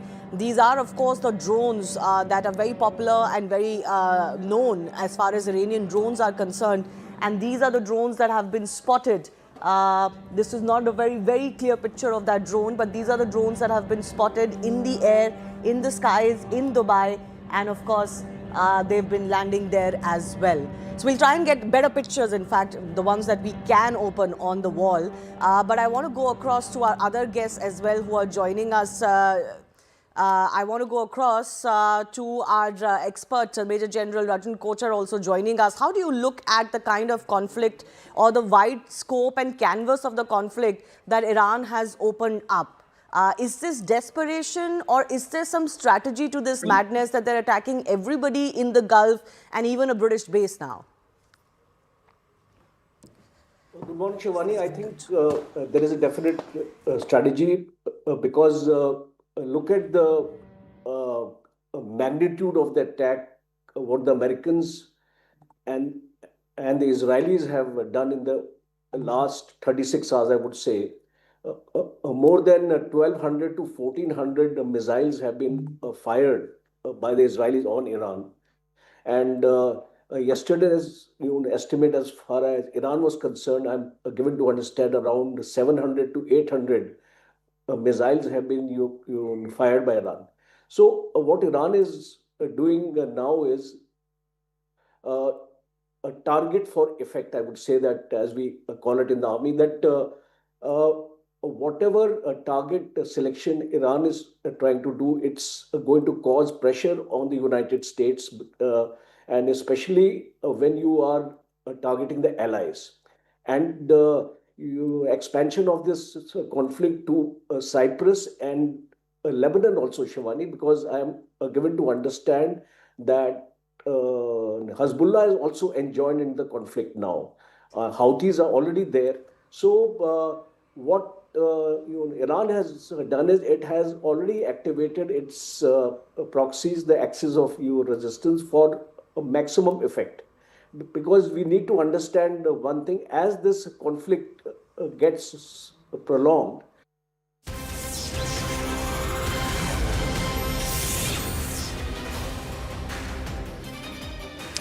Thanks a lot for staying with us. We're getting you the latest updates as far as the conflict in the Middle East is concerned. And if you thought that it would die down after almost 2 days when the strikes first began, that's not the case. It's Iran actually that is escalating the conflict and widening the conflict as well. We are hearing of a British RAF base in Cyprus allegedly attacked by one of their missiles. So the conflict is only broadening, even forcing European countries like Germany, France, UK to now issue a statement warning Iran about those strikes, and even British government now announcing, Keir Starmer, that they're going to allow the British bases to be used for some defensive posturing. That's an extremely significant thing which has happened. UK offering its bases to the US to operate these strikes against Iran, because what I think the West is also realizing it, that if you don't stop Iran now, there is no stopping them so far. They are attacking civilian infrastructure in all the Gulf countries. Even Oman has not been spared. We thought till yesterday that Oman will not be attacked, but Oman is also being attacked. So I think the strikes by Iran also out of desperation, I would say, because their supreme leader has been killed. They want to show that, they are not weak. One of their ministers, interestingly, Aman, you were talking about this earlier, who's really running the show in Iran. And after the decapitation of their top leadership, I think many units, one of their ministers said this yesterday, is working in isolation. So they're doing their own thing. Absolutely. It seems like that there is no method to this madness. It is more that Iran is trying to show to the world that it is not weak. It is still very strong. It can carry out these strikes far and wide and can subjugate the other countries like that. But, I think the larger it is left isolated on the world stage, I don't see any other country now speaking in the favor of Iran. Because they have targeted very many Gulf countries. They've also targeted civilian areas, and that has not gone down well. I have with me my colleague Kahim joining us. Now, one of the aftermaths of this conflict that we're looking at, particularly from an Indian lens, is the disruption in flights across all of our airports. Of course, traffic to Europe primarily affected because all the Middle East airports are also shut. So Haim is going to show us a little bit more on that. Absolutely. If I could just zoom in here a little bit, if you could see, these are all the flights, and we're also going to take a look at the disruption map. But here, look at the Iranian airspace completely blocked off. These are all the disruption maps also that we can see. So if you could just zoom in here on Iran, this is the closed off Iranian airspace. Now also let's take a look at this disruption map here. You have to take a look at these red bits that we're talking about. These are the cancelled flights. If I could just zoom in on this. These are airports where flights are being reported cancelled? Right. So this is the Dubai International Airport. This is the Abu Dhabi Zayed International Airport. So of course, this is one of the ripple effects of what we are seeing and the increased volatility in the region as well. And this here, no flights in this particular region. So look at this data here. 89% cancelled flights at the Tel Aviv airport, not surprisingly. 98% at the Dubai International Airport. 93% at the Doha Hamad International Airport. So you can see that they're basically virtually shut. We have a lot of Indians in these countries who are stuck now. Some of them were stuck at airports themselves. We'll also get you a live update from the airports around the country as well. My colleague Anvit is joining us, I believe, from the Delhi International Airport. Anvit, if you can hear us, tell us more of what you're witnessing and what you're learning. Well, see, a number of flights are affected, and today roughly about 300 flights are expected to be affected. On March 28th, 440 flights were affected, and yesterday there were around 350 flights that had to be cancelled. This is the flight information board, and you can see mainly destinations to Dubai, Jeddah, and Middle East locations. They are mostly cancelled. Even flights to European destinations, most of them have been cancelled. Frankfurt flights are delayed.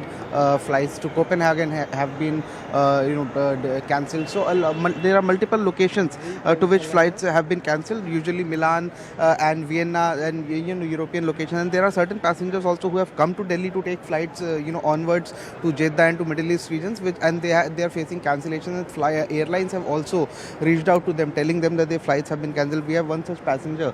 Sir, कहाँ से आए हैं आप दिल्ली? हम तो भोपाल से आए हैं। अच्छा, और आगे कहाँ जाना था? आगे जद्दा। ओके। और हमें कई लोगों को भेजना भी था, जैसे हमारा ट्रैवल एजेंसी है। ओके। लेकिन अभी 28 तारीख से जो है कंटिन्यू फ़्लाइटें कैंसिल हो रही हैं। मिडिल ईस्ट में जो तनाव चल रहा है उसको लेकर तो काफ़ी परेशानियां हो रही हैं, हमें लोगों को भेजना होता है। तो एयरलाइन से कुछ कम्युनिकेशन वगैरह मिल रहा है? एयरलाइन जैसे एयर इंडिया कैंसिल हुई है तो एयर इंडिया से ये आया है कि 5 तारीख के बाद अपनी जो है रूटीन को आप रीशेड्यूल करा सकते हैं, या आप कैंसिल करते हैं तो हम आपको रिफ़ंड देंगे। लेकिन अगर हम अभी कैंसिल में डाल रहे हैं ना, तो लोग जो हमें जा रहे थे ज़ियारत के लिए जा रहे थे, वहाँ होटलें बुक है, ट्रांसपोर्ट बुक है, ज़ियारत की चीज़ें सारी बुक है, और वो लोग रिफ़ंड करने या कैंसिल करने की तैयारी में नहीं है। अच्छा, आपके लोग वहाँ भी हैं जिन लोगों के पास, तो वहाँ क्या हालात हैं, अभी क्या बता रहे हैं? वहाँ हालात तो सही है, लेकिन परेशानी उनके यहाँ जो लोग हैं वो हमें बार बार फ़ोन कर रहे हैं, पूछ रहे हैं, हालात जानना चाहते हैं, वो परेशान है। वहाँ लोग तो सेफ़ हैं, कोई ज़्यादा, लेकिन फिर भी अंदर से घबराहट तो ज़रूर है। बिल्कुल। और वो लोग वहाँ पहुँचकर अल्लाह से दुआ कर रहे हैं कि हालात पहले से बेहतर हो जाएं, ये जो तनाव चल रहा है ये ख़त्म हो जाए, कि सब इत्मीनान चैन सुकून के साथ रहें। So basically a lot of people who have been wanting to go, and see, this is the flight information board, and you can see the certain destinations had been cancelled, and communication was also being sent to passengers because because the ministry has also come out with clear instruction that passenger assistance control room has been activated, and they are making sure that messages are given to passengers. At the same time, advisories have also been issued asking passengers to stay in touch with the airlines and keep checking real flight timings, real-time flight timings. And with Wilkie, coming back to you, Aman, the other big focus for our viewers would be, will there be some sort of a concerted effort that the Ministry of External Affairs has done in the past to get some of these stranded Indians back? How soon could we hear Well, it's a difficult task right now, Shivani. There are so many Indians in the Middle East that I think it's humanly impossible to fly everybody back. Plus, flights are closed. So, there's no way to get them back. That is why India's top priority right now. And the phone lines that we are also ringing, S. Shankar has been working on them. The Prime Minister has spoken to the Prime Minister of Israel and the President of the UAE. Their clear focus is please ensure the safety of Indians in your particular countries. That is India's topmost priority, because it is not simply possible to bring back anybody right now, not at least for the next 72 hours when the entire So basically, safety in shelter there in those countries is the top priority right now. I want to go across to my colleague Akansha also, who's joining us. Akansha, give us a sense of what you're really looking at. This is the Strait, the Hormuz, and this is currently not functional, right? Absolutely not. And important to highlight for our viewers, where is the Strait of Hormuz? I've opened up the map over here. So if you look at Strait of Hormuz, this is somewhere here. And this is the big leverage which Iran is sitting over, because if you look at Bandar Abbas, their port is right adjacent to the Strait of Hormuz. The Strait of Hormuz is here. You have the Persian Gulf over here, and this is where the Arabian Sea is, and this is where the Gulf of Oman is. So what is the Strait of Hormuz? Strait of Hormuz is a key choke point, Shivani, and these choke points, if barred, can lead to can have a severe impact on the overall trade, which means greater cost, delays in transit, and for India, that means that there will be no access to the Suez Canal or to even the Red Sea. India may look at alternate options like Africa, even South America, but that, of course, is going to lead to increased pricing. You talked about how there's been a complete halt of trade. We've already seen that Brent crude is increased by 8%. On Friday, it opened at $72 per barrel, slightly over It's almost $72. 85 now, isn't it? Yes, exactly. And there are now fears about further increase in price. For how long will Iran be able to But can hold I up? ask you something interesting? Because Akansha follows foreign affairs and, she's been following the Russian-Ukraine conflict and the impact on India because of this, the pressure India faces. If this happens, this is 20 to 25% of crude oil supplies going through the Strait of Hormuz, from what I know, about 20 million barrels, one-fifth of global trade, and 20 million barrels a day. Now, if this remains closed, what happens to the whole embargo on Russian oil buying? That's a very good question you've asked, and I'm glad you've asked me this because remember, India and China. So that's exactly what I've been talking about. This war, the question is this war exactly about the nuclear program? Is this war exactly about Iran pursuing missiles, or is it about gaining leverage over oil supplies? Yes. Because remember, majority of the oil supplies, not just to India, China primarily, which right now is a huge threat when it comes to industrial progress as far as overtaking China is concerned, is getting its oil supplies through the Strait of Hormuz. Iran is shattered. Russia is being contained completely because it's under sanctions. Venezuela is now under US control. No, but now Russian oil would be needed to stabilize prices again, what we saw. What does the US have to say? They're still sanctioned. What does the US have to say about this? And let's not forget, Donald Trump is set to visit China, I believe, in April.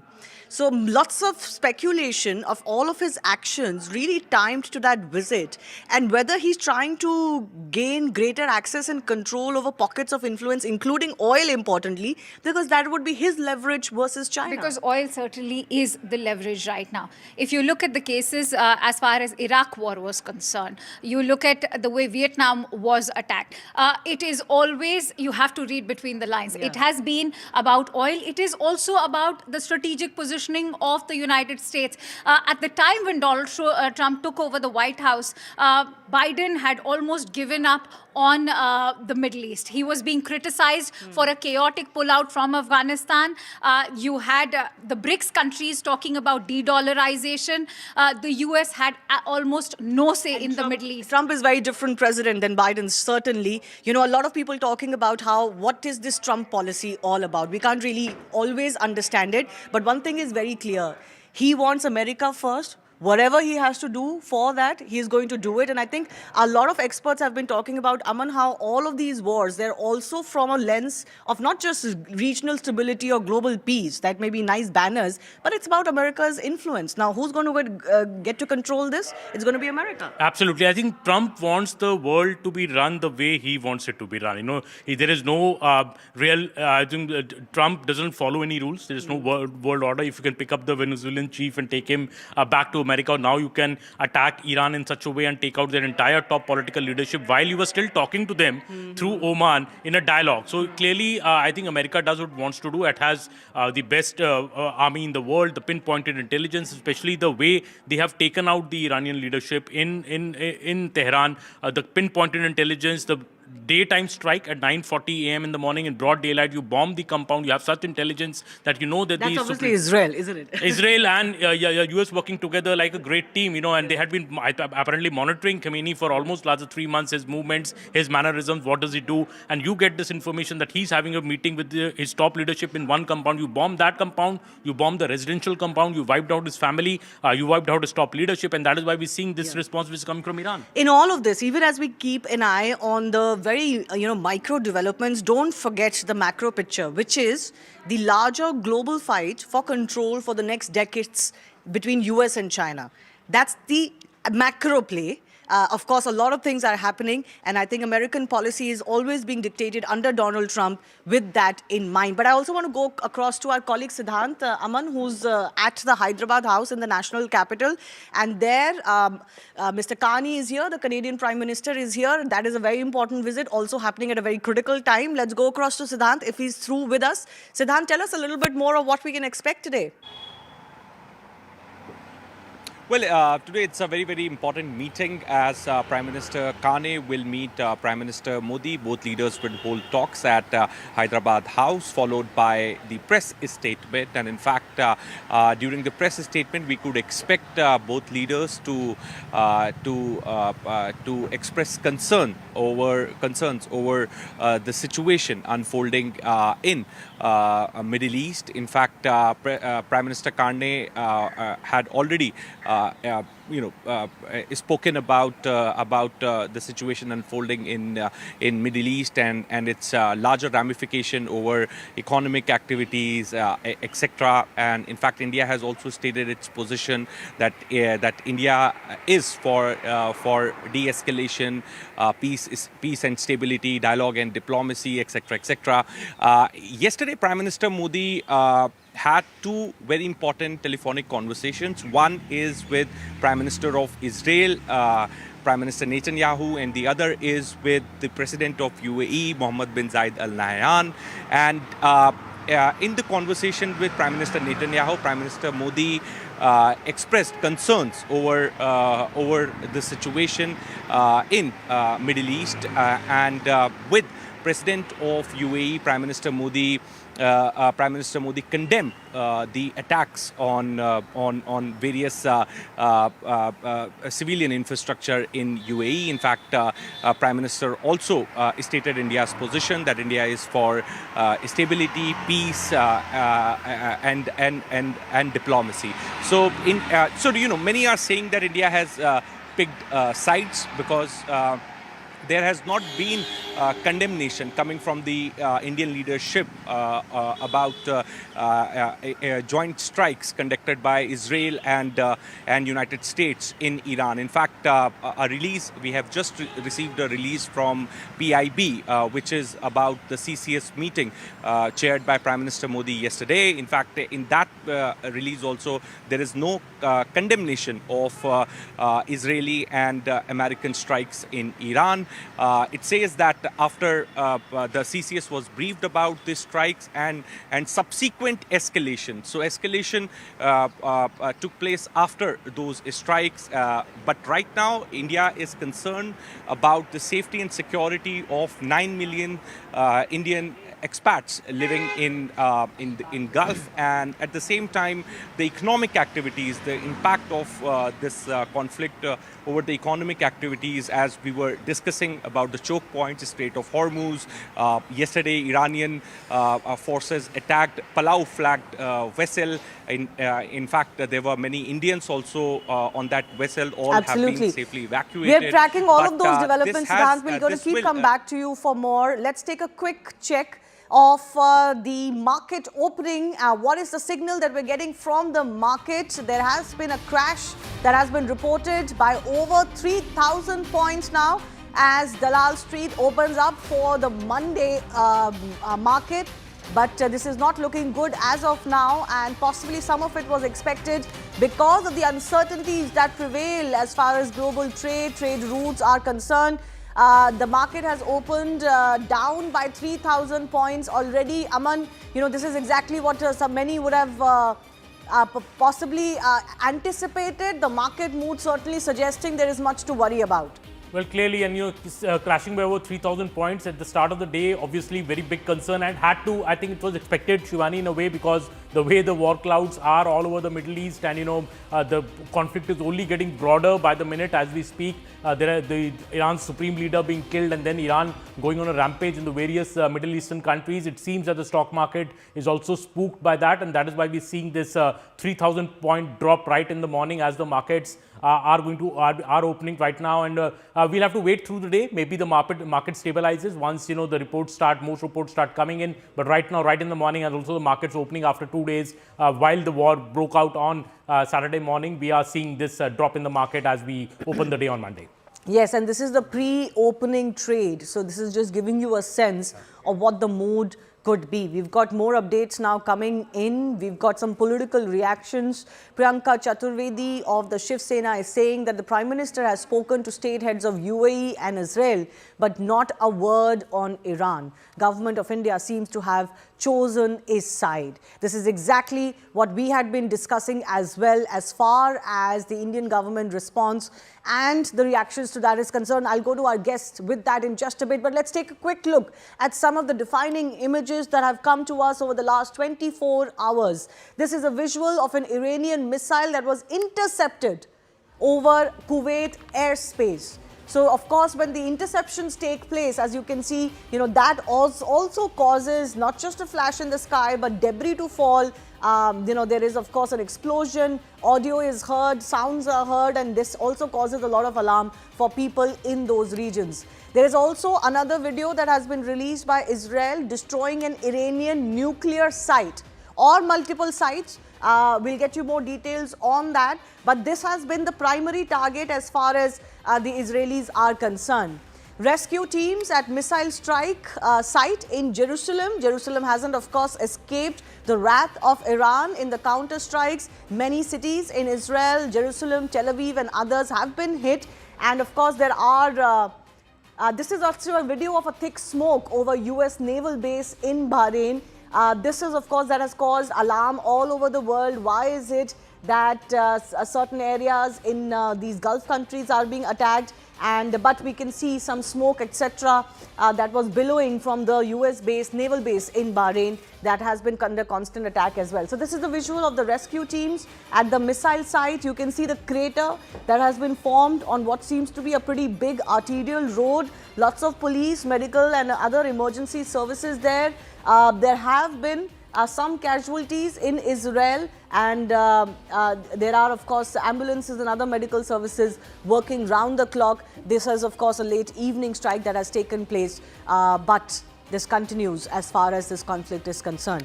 But criticism of the Indian government's silence on whether it is the death or the killing of Ayatollah Khamenei or of the strikes on Iran itself. Let's go across to our guests who are also continuing to be with us. Ashok Sajjanar is with us, former Indian diplomat. Sir, this is exactly the point that I was talking to you about. There is a lot of politics that is going to erupt on this because the Indian response doesn't seem to be quote-unquote consistent to what its position vis-a-vis Iran has been. So how do you see this delicate balance that the government is trying to maintain, or as Priyanka Chaturvedi says, the government has chosen a side? There's not a word of condoling as far as the Ayatollah's killing is concerned or of the strikes itself. Yeah, thank you very much, Shivani. In my view, these are still early days. So I think India is still watching how the whole thing pans out. In my view, it definitely has not taken sides. And, it's just yesterday, we have to, let's say, prioritize in terms of what our core interests are. And our core interests are basically in the Gulf region, in West Asia, in terms of the presence of our nationals there, of our diaspora there. And in that context, the Prime Minister has spoken to the President of the United Arab Emirates. And the other aspect there, of course, is meaning who is the perpetrator, who started this whole thing. That has come from Israel, and basically the person who needs to be counseled there in terms of pursuing the path of diplomacy, pursuing the path of dialogue, it is Israel. And so I think the Prime Minister has spoken there. As I said, these are early days.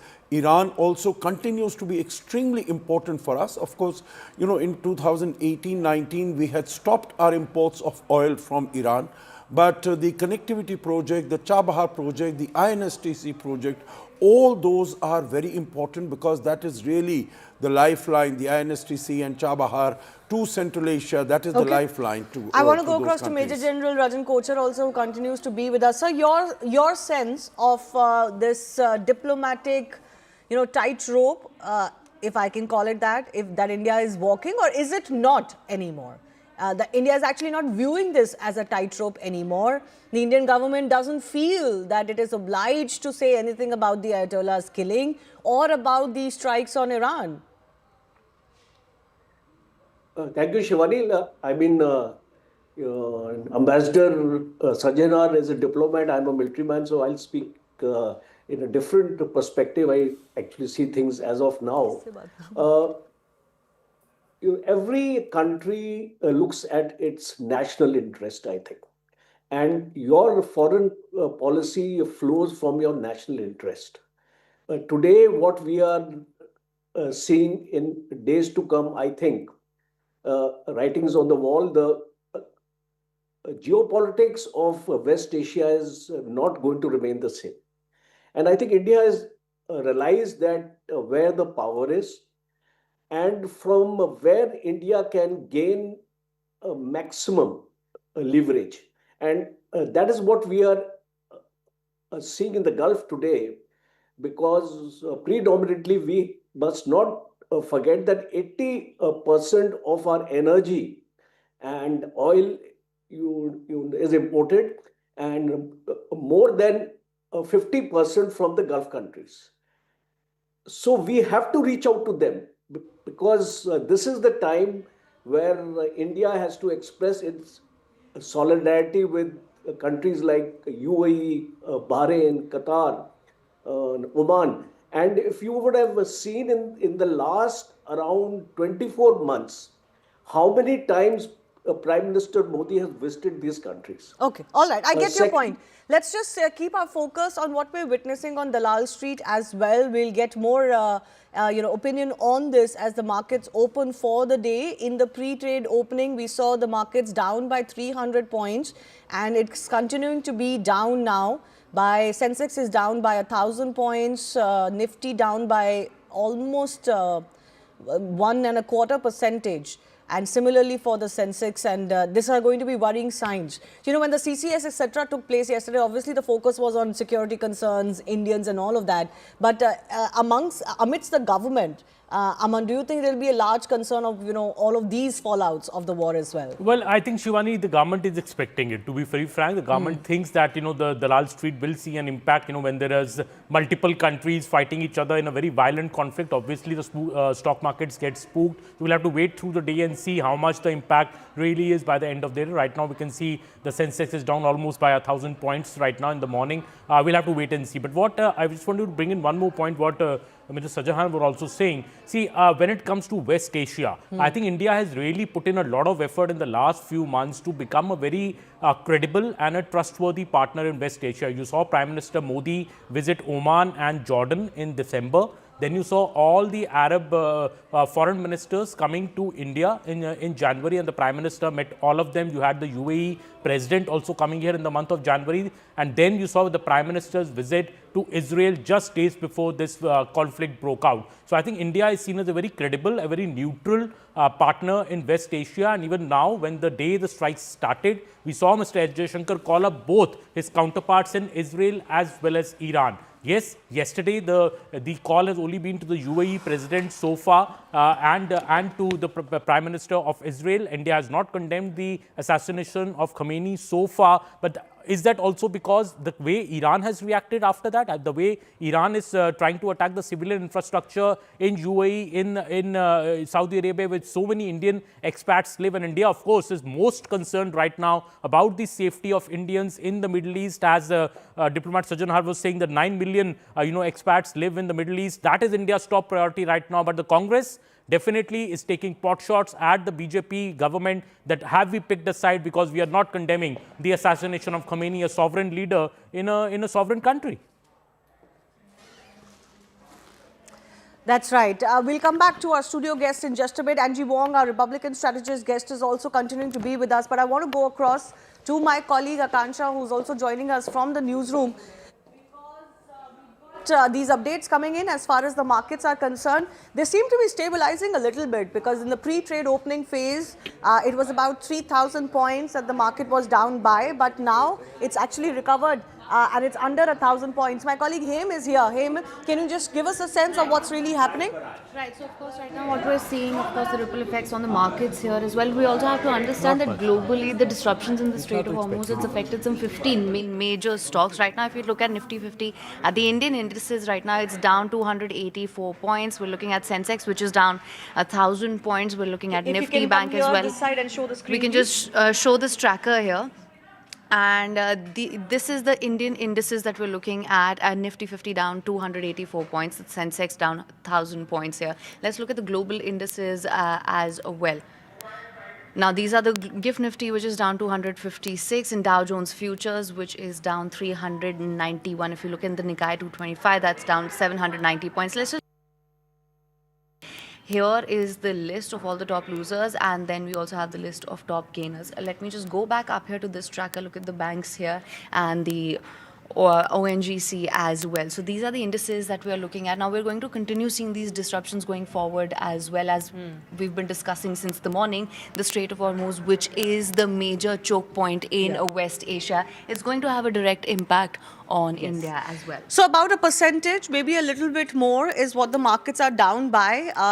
They started a little bit more in the red earlier today, but now it seems to be stabilizing. I don't know how much it stabilizes to, but certainly oil and oil disruptions are going to be one of the biggest reasons why we are witnessing this. That is one. But the Strait of Hormuz being, incapacitated right now, blocked right now, if I can use that term, that will also have an impact on other goods and other trade supplies that are now all up in the air. A lot of ships actually have been stranded in the strait. They've been waiting for orders. Plus, we've got updates from Indian ports as well, where the go-ahead for those ships hasn't been given because there's nowhere to go right now. There's already a traffic jam, if I can say that, a ship jam as far as the Strait of Hormuz is concerned. Let's go across to our guest, Angie Wong, who's also continuing to be with us. So how do you look at this? How long can Iran officially said it's not going to block the Strait of Hormuz, but we're seeing that it's not operating.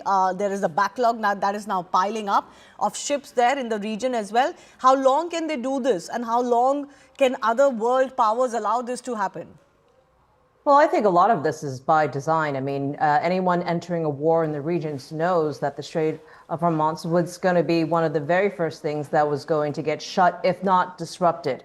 Already here in the U.S., we're seeing gas lines because those who are watching the news understands that there's going to be some sort of disruptions, even though we have plenty of reserves.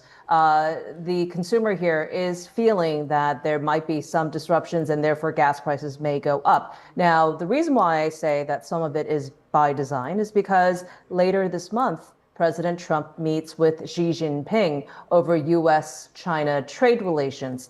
And it seems as though the strategy with the Trump administration has been to cut off the oil supply for both China and for Russia for the purposes of ending world conflicts. So this could go on for some time if President Trump chooses to. Now, if politically here in the U.S., it doesn't look very good for him, if Americans are paying upwards of $7 per gallon for gas like we did back in the Biden administration, well, he might not like that very much and try to reverse a few things. But I would not discount this as being a short-term situation. I would definitely say that, I don't believe that the Trump administration minds if gas prices and other disruptions to energy remains this way for at least I'll come back some to you time. with more on that, because that's an interesting comment you made. A lot of others suggesting to that point as well. But Vinny Motiwala, my colleague from CNBC TV 18, is now joining us on the market situation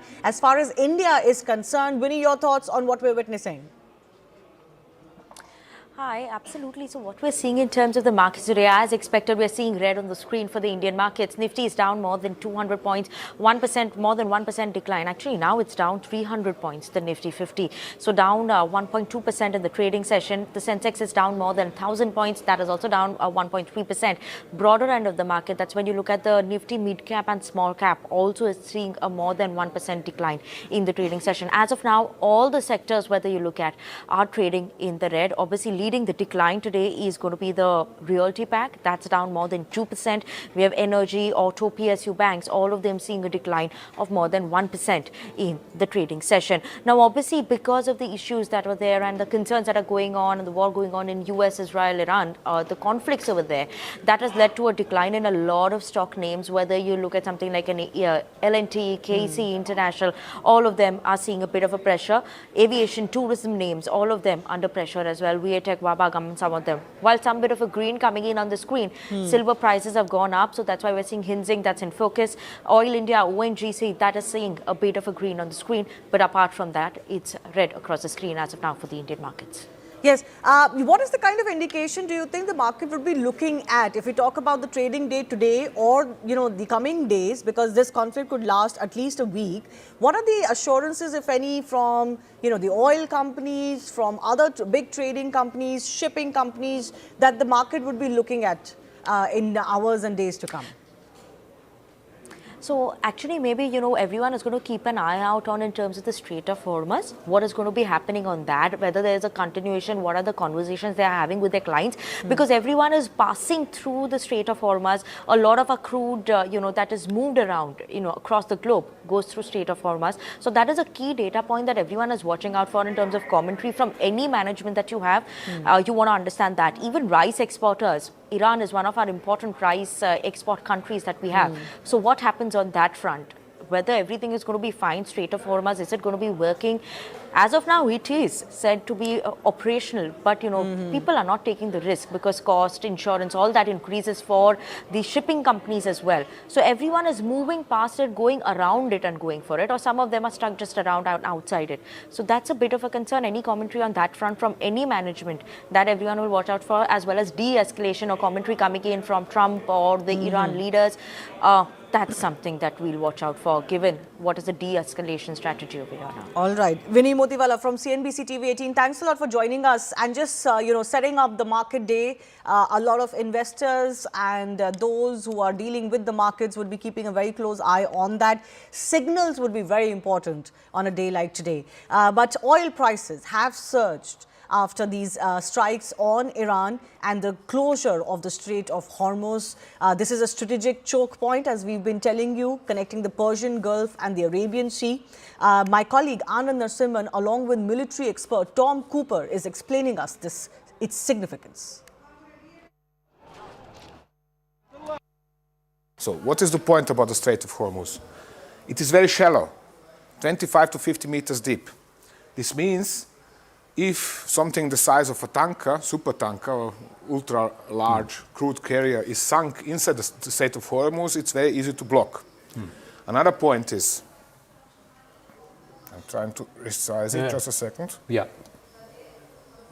So, the inboard line, the line leading into the Persian Gulf, is leading along its northern side, along the Iranian coast.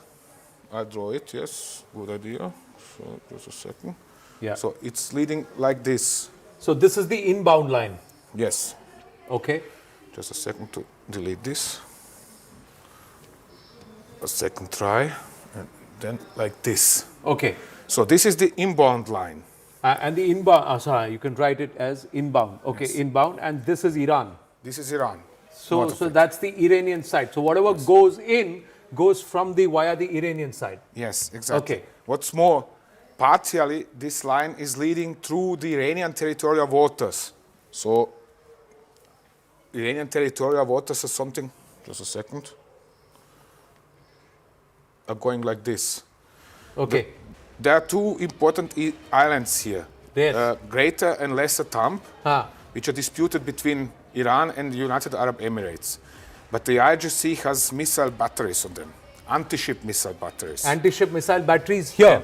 Yes. These, you can see, viewers, you see these two small islands here, this one and this one. So this is now with Iran. Exactly. And there are anti-ship missile batteries here. Anti-ship and SAM batteries as well. And SAMs also, that is surface-to-air missiles. Yes. So they are also here in this region. Exactly. So that means any ship coming here, Iran has the ability to pound them immediately. Immediately, yes. They see them. They can see them. They can watch also U.S. Navy warships moving along this line, along the inboard line, and they can watch them from the coast, from the island of Kashmir. They see them, except it's very foggy, which is quite often the case in the Persian Gulf, but nevertheless. So it is also so that the American warships, every time they are passing by through these waters into the Persian Gulf, they are engaging electronic warfare systems so strong that then all of this area in Iran is losing, for example, capability to watch TV. Right. Okay. Because such strong electronic warfare systems. Right. In turn, there is also the way out, which is leading south of this lane. It's going like approximately like this. Point is the following. Everything closer to Omani and United Arab Emirates coast is too shallow for most of huge big tankers. So this is shallow. Yes. Okay, this part is shallow. Okay, and this is the outbound. This is the outbound region. This is out. Yeah. So this is the shallow waters. The big tankers can't go from here, so they will have to move out a little more. They have to move approximately north of this line. Towards so they're going to stay out of that line. Because of this heavy traffic, we are talking about hundreds of ships every day. There are very strict regulations about the movement of ships into the Persian Gulf and out of the Persian Gulf through the Hormuz Straits. Who, what, where, when, why? You see the bits, I see the whole. To know the inside story on Iran, get with me inside the bunker.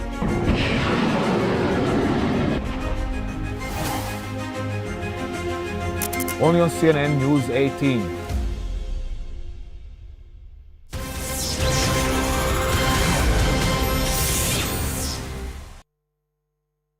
Was pointing out UAE is one of those countries that has been affected the most as far as these attacks are concerned.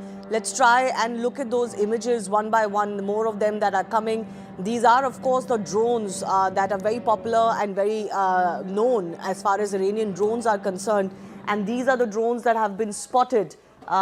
This is not a very clear picture of that drone, but these are the drones that have been spotted in the air, in the skies, in Dubai, and of course, they've been landing there as well. So we'll try and get better pictures, in fact, the ones that we can open on the wall. But I want to go across to our other guests as well who are joining us. I want to go across to our expert, Major General Rajan Kochar, also joining us. How do you look at the kind of conflict or the wide scope and canvas of the conflict that Iran has opened up? Is this desperation, or is there some strategy to this madness that they're attacking everybody in the Gulf and even a British base now? Good morning, Shivani. I think there is a definite strategy because look at the magnitude of the attack, what the Americans and the Israelis have done in the last 36 hours, I would say. More than 1,200 to 1,400 missiles have been fired by the Israelis on Iran. And yesterday's estimate as far as Iran was concerned, I'm given to understand around 700 to 800 missiles have been fired by Iran. So what Iran is doing now is a target for effect, I would say that, as we call it in the army, that whatever target selection Iran is trying to do, it's going to cause pressure on the United States, and especially when you are targeting the allies. And the expansion of this conflict to Cyprus and Lebanon also, Shivani, because I am given to understand that Hezbollah is also enjoined in the conflict now. Houthis are already there. So what Iran has done is it has already activated its proxies, the axis of resistance, for a maximum effect. Because we need to understand one thing, as this conflict gets prolonged, Iran's capability to strike at the US as well as the Israel as well as the allies is going to get reduced, because all their missile sites are vulnerable. Their air defense has been practically demolished. and we are going to see the intensity of strikes by the US increase by the day, because the US does not want to prolong this conflict beyond a limit. And what my reading is that maybe about 7 to 10 days of heavy fighting may bring Iran on the table, or to the brink of its military waging capability, or a war waging capability largely diminished. Because that is the aim of both Israel and US. You're absolutely right. They obviously can't always predict exactly how the country will go forward. But I think their aim is, definitely is for Israel, certainly, that they have to be their military capabilities, not just the nuclear capability or their missile capability, just overall the IRGC, the Iranian the core has to be diminished to an extent that for many decades they cannot mount that kind of attacks that they've been mounting via proxies and others. Angie Wong, I want to come to you. Donald Trump, against all expectations and against what his base seems to believe, has gone into another conflict. How much time does he have before, the tide turns against him? There's already been 3 soldiers of the US who've been martyred as far as this operation is concerned. How much more appetite would Republican base have for this? Well, Donald Trump has all the time in the world. In fact, he's already said today that he's expecting that these strikes might take place up to even 4 weeks. Now, the real time crunch here will be Congress. Whether or not Congress, when they get back to work tomorrow morning, it's Sunday here in the US, whether or not they're going to put any stop measures to say, hey, you can't conduct these strikes. Now, according to our Constitution, he has every executive right to go into launching this operation. It is not a full-blown war, but when it does become one, he will need congressional approval. And right now, because the Republicans control both houses, it's very, very likely that he'll get that. Now, will there be an appetite to go 4 weeks? Probably not. I think the American people are celebrating along with those in Iran for their liberation and their freedom. But will we have the appetite to continuously lose our U.S. airmen and servicemen and women? No, and my hearts and prayers go out to the families of those who are lost today in the U.S. military. And we don't want to see any more losses, which is why President Trump yet again has said, let's have real discussions here. Let's have serious negotiations.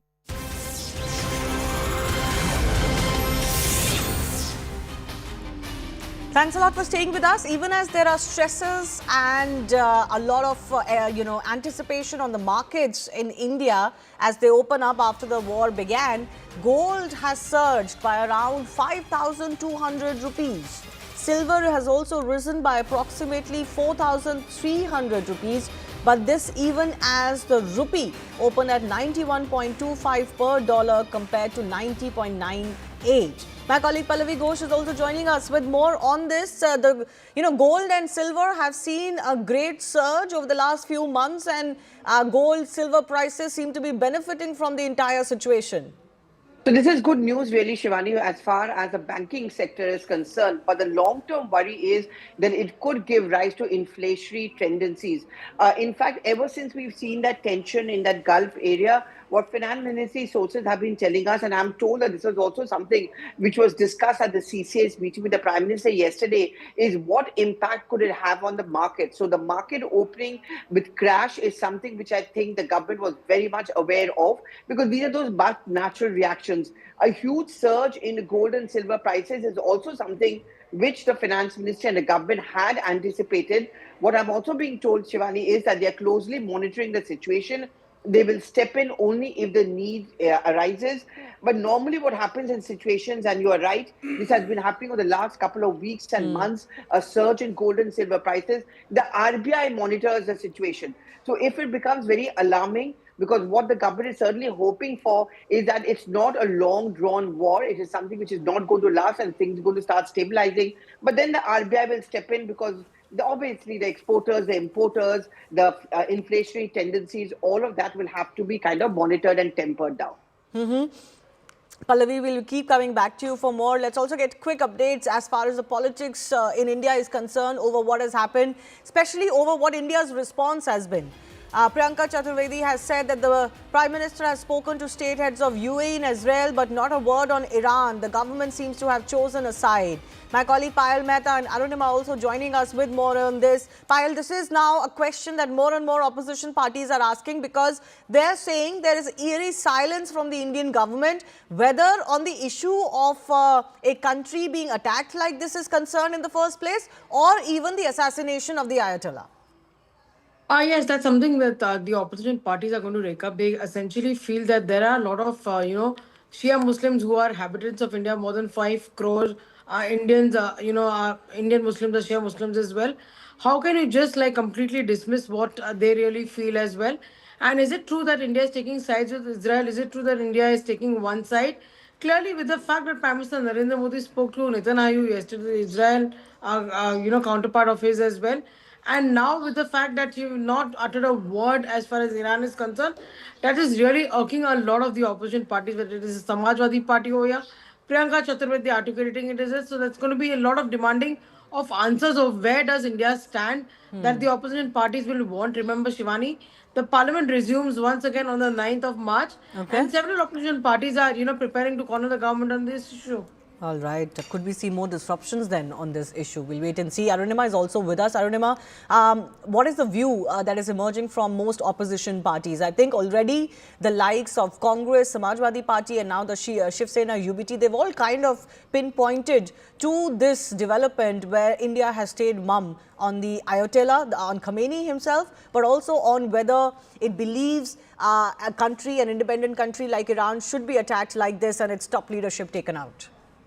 See, the Ministry of External Affairs statement within 24 hours after the escalation began, that was more balanced, and it called for all sides to ensure that there's de-escalation and peace is maintained. But what the opposition is seizing upon is the subsequent tweet that was put out, the social media post that was put out from the Prime Minister's handle. Prime Minister Narendra Modi said that strongly condemned the attack on UAE and condoled the loss of lives in these attacks. India stands in solidarity with the UAE in these difficult times. Now, we do know that Iran, in retaliatory action against United States bases, has targeted Dubai, has targeted Abu Dhabi. So when the Prime Minister spoke to his UAE counterpart and issued the statement, that has been seized by the Indian opposition to say that this clearly shows India has taken side. But there is a concern within the country, and for that, the Ministry of Home Affairs has also stepped in. We have seen how in Jammu and Kashmir, in Srinagar, for example, in the Ghantaghar area, which is very close to Lal Chowk, and it has been the scene of protests before the revocation of Article 370 time and again. So there also, there was a huge outpouring of grief.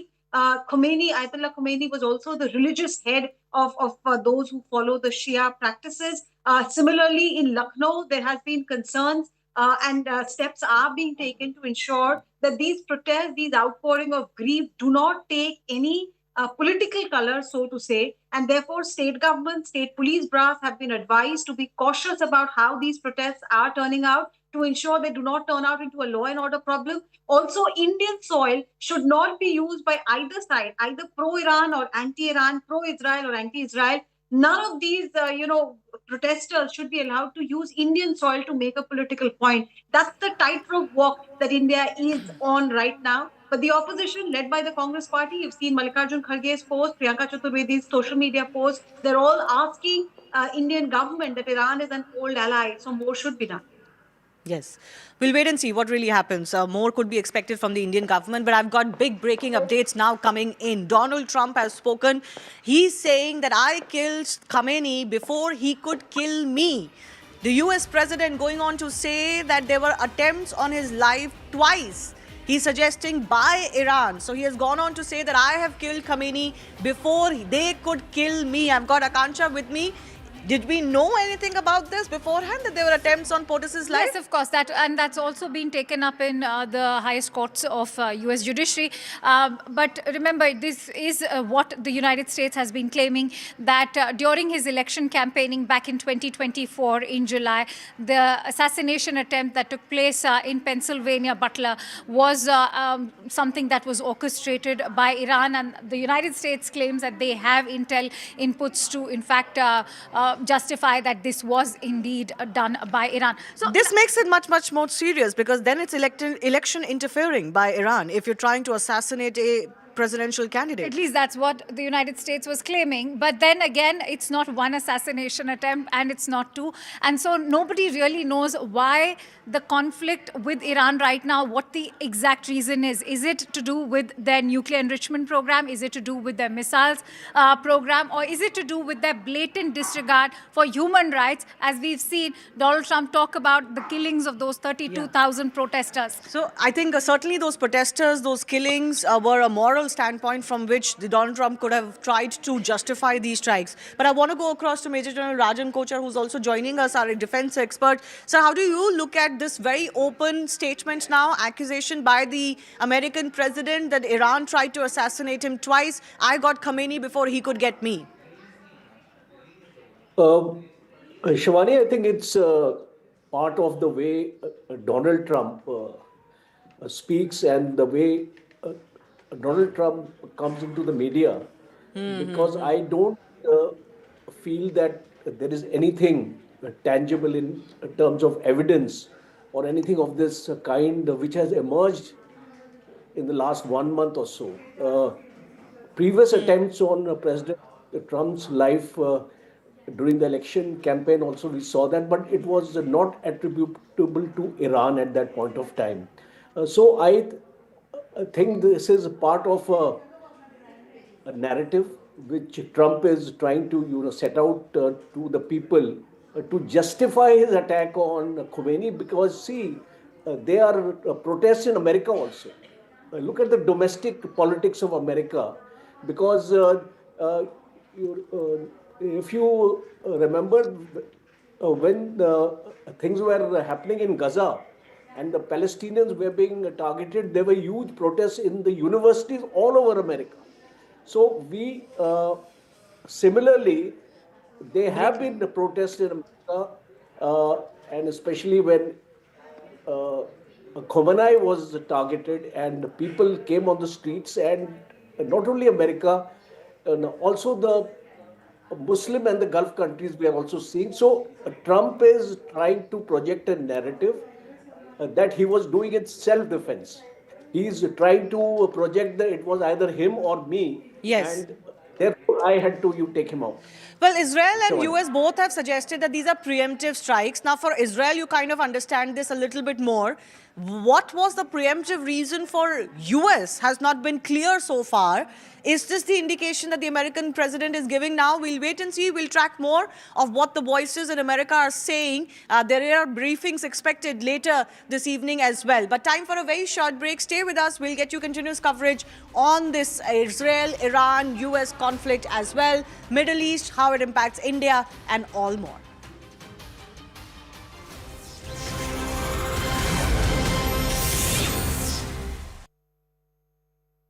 Was pointing out UAE is one of those countries that has been affected the most as far as these attacks are concerned. Let's try and look at those images one by one, more of them that are coming.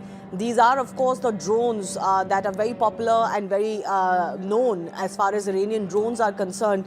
And these are the drones that have been spotted. This is not a very clear picture of that drone, but these are the drones that have been spotted in the air, in the skies, in Dubai, and of course, they've been landing there as well. So we'll try and get better pictures, in fact, the ones that we can open on the wall. But I want to go across to our other guests as well who are joining us. I want to go across to our expert, Major General Rajan Kochar, also joining us. How do you look at the kind of conflict or the wide scope and canvas of the conflict that Iran has opened up? Is this desperation, or is there some strategy to this madness that they're attacking everybody in the Gulf and even a British base now? Good morning, Shivani. I think there is a definite strategy because look at the magnitude of the attack, what the Americans and the Israelis have done in the last 36 hours, I would say. More than 1,200 to 1,400 missiles have been fired by the Israelis on Iran. And Yesterday's estimate as far as Iran was concerned, I'm given to understand around 700 to 800 missiles have been fired by Iran. So what Iran is doing now is uh, a target for effect. I would say that, as we call it in the army, that whatever target selection Iran is trying to do, it's going to cause pressure on the United States, and especially when you are targeting the allies. And the expansion of this conflict to Cyprus and Lebanon also, Shivani, because I am given to understand that Hezbollah is also enjoined in the conflict now. Houthis are already there. So what Iran has done is it has already activated its proxies, the axis of resistance, for a maximum effect. Because we need to understand one thing: as this conflict gets prolonged, Iran's capability to strike at the US as well as the Israel as well as the allies is going to get reduced, because all their missile sites are vulnerable. Their air defense has been practically demolished, and we are going to see the intensity of strikes by the US increase by the day, because the US does not want to prolong this conflict beyond a limit. And what my reading is that maybe about 7 to 10 days of heavy fighting may bring Iran on the table, or to the brink of its military waging capability, or a war waging capability largely diminished. Because that is the aim of both Israel and US. You're absolutely right. They obviously can't always predict exactly how the country will go forward. But I think their aim is, definitely is, for Israel certainly, that they have to be, their military capabilities, not just the nuclear capability or their missile capability, just overall, the IRGC, the Iranian the core has to be diminished to an extent that for many decades, they cannot mount that kind of attacks that they've been mounting via proxies and others. Angie Wong, I want to come to you. Donald Trump, against all expectations and against what his base seems to believe, has gone into another conflict. How much time does he have before, the tide turns against him? There's already been 3 soldiers of the US who've been martyred as far as this operation is concerned. How much more appetite would Republican base have for this?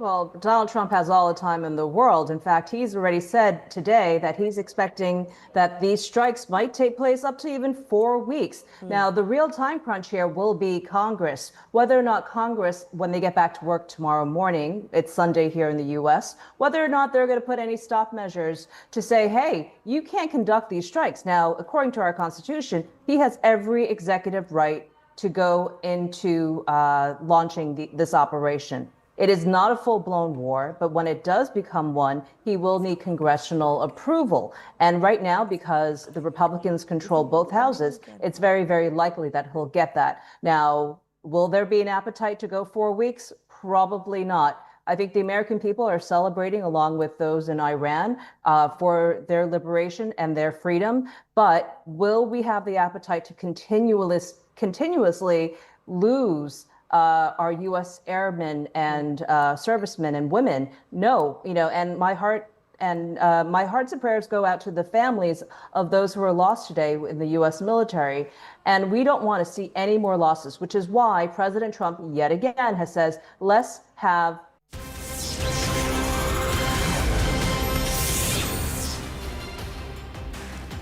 The conflict triggered by the United States and Israel against Iran is expanding in nature. This as blasts have been reported in Lebanon and even in Cyprus.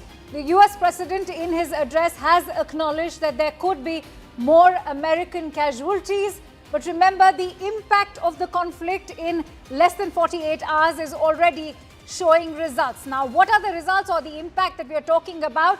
The Strait of Hormuz has been blocked. As a result, the equity markets have already been dwindling down.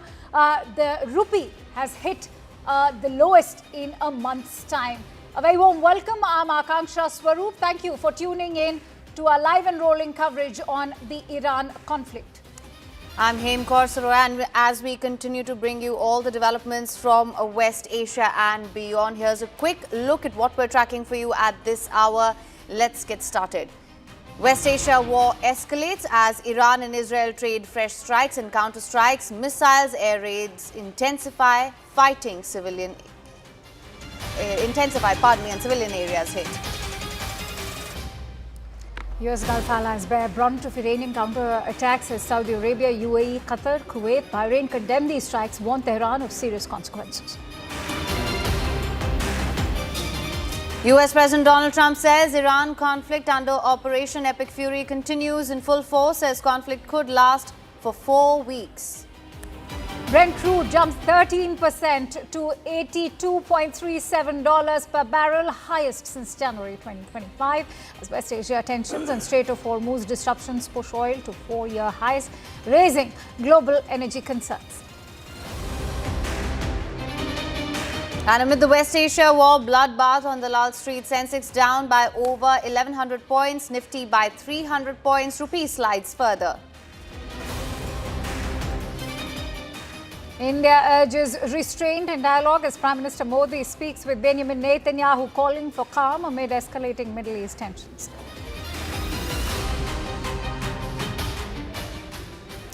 Congress condemns illegal war on Iran, urges end to US-Israel strikes, calls for Indian protection abroad and criticizes the government's handling of the escalating conflict.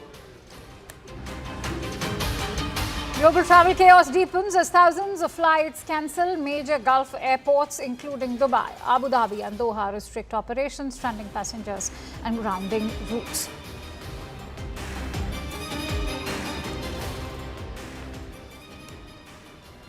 Now, the West Asia war continues for day 3. Israel launched fresh airstrikes on Hezbollah targets across Lebanon, including strongholds in Beirut's southern suburbs, after rocket fire from the Iran-backed group.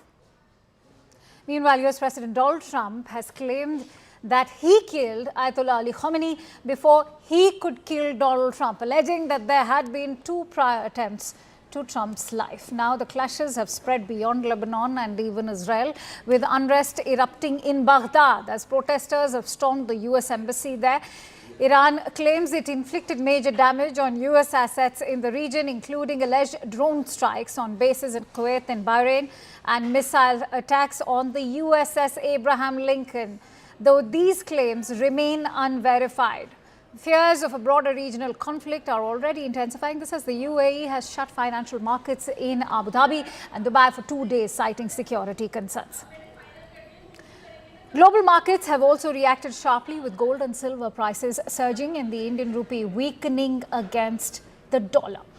Now, remember, Iranian missiles have intercepted over Kuwait airspace, where all the targeting is currently taking place. Hem is going to take you through all of those locations which are currently being targeted in this tit-for-tat war that's breaking out between Iran, the US and Israel.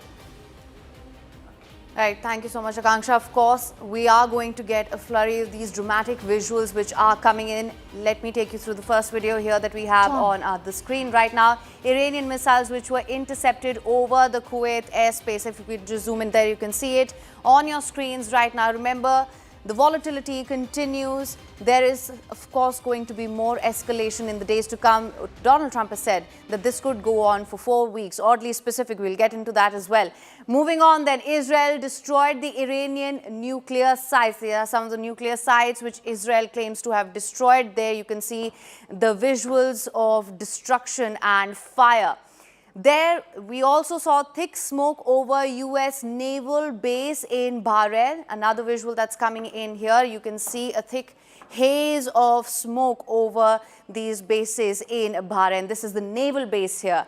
Then, there was tear gas fired at pro-Iran protesters in Baghdad. So these are the multiple areas which are affected, and we're getting you all the visuals from these areas. Rescue teams at missile strike site in Jerusalem as well. These are the visuals of that. There you can see the rescue teams here and the wreckage there. So these are the dramatic visuals which are coming in, and we'll continue to bring you all the updates on that as well.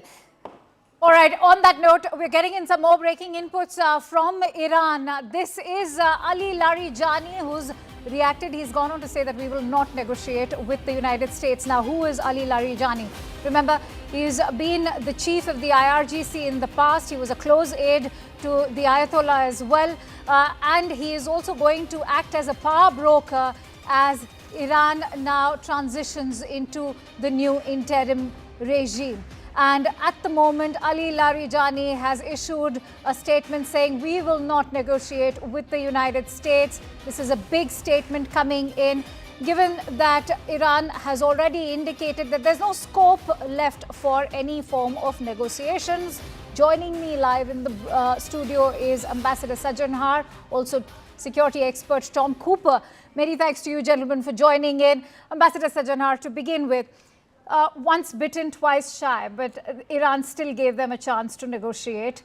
Remember, when the attack happened, they were very much in Geneva. And that is why, Iran also feels betrayed at the moment. Many have also been asking if there's still going to be scope for any negotiation. Donald Trump has indicated that the IRGC will find immunity if they surrender. So if Iran is not willing to come to the negotiating table, do you see this now escalating further? Yeah, thank you very much, Akansha.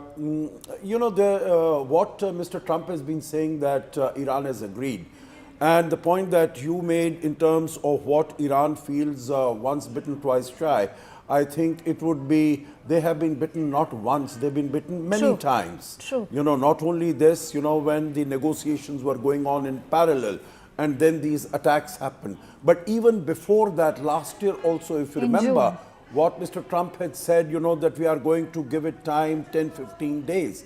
But then he suddenly came back from Canada, where he was there for the G7 summit. And he launched these attacks, the 12-day war that took place. So it is many times that Iran feels that, it went ahead in good faith, possibly, and then its intentions were not reciprocated. But the point here is, Akansha, what options does Iran have? Exactly. What choice does it have? And I think those are very, very limited, because, you can't really compare, the capabilities of Iran with that of Israel and the United States put together, number one. Number two, meaning it doesn't have any air defense. It doesn't have any air power. So Israel and the United States have complete dominance over the airspace as far as Iran is concerned. Number three, it does have missiles, it does have drones. But for how long will they continue? How long? They are getting very depleted very, very quickly. And what Iran is also doing is, rather than saving up its arsenal for attacking Israel or attacking some of the more significant targets, it has been using up that supply in terms of hitting its own neighbors. Its own neighbors, that to the Islamic ones. Yeah, and they don't have any strategic value in that sense. I think that was also a knee-jerk reaction when they chose to attack the US allies and their own neighbors. Tom could weigh in right now in terms of the Iranian position. Do you think that this clearly is not playing out as per prediction? Because remember, there was a lot of chatter initially about how the end goal is going to be a regime change, but that's not happening. But for how long? I think Ambassador has raised a very key question.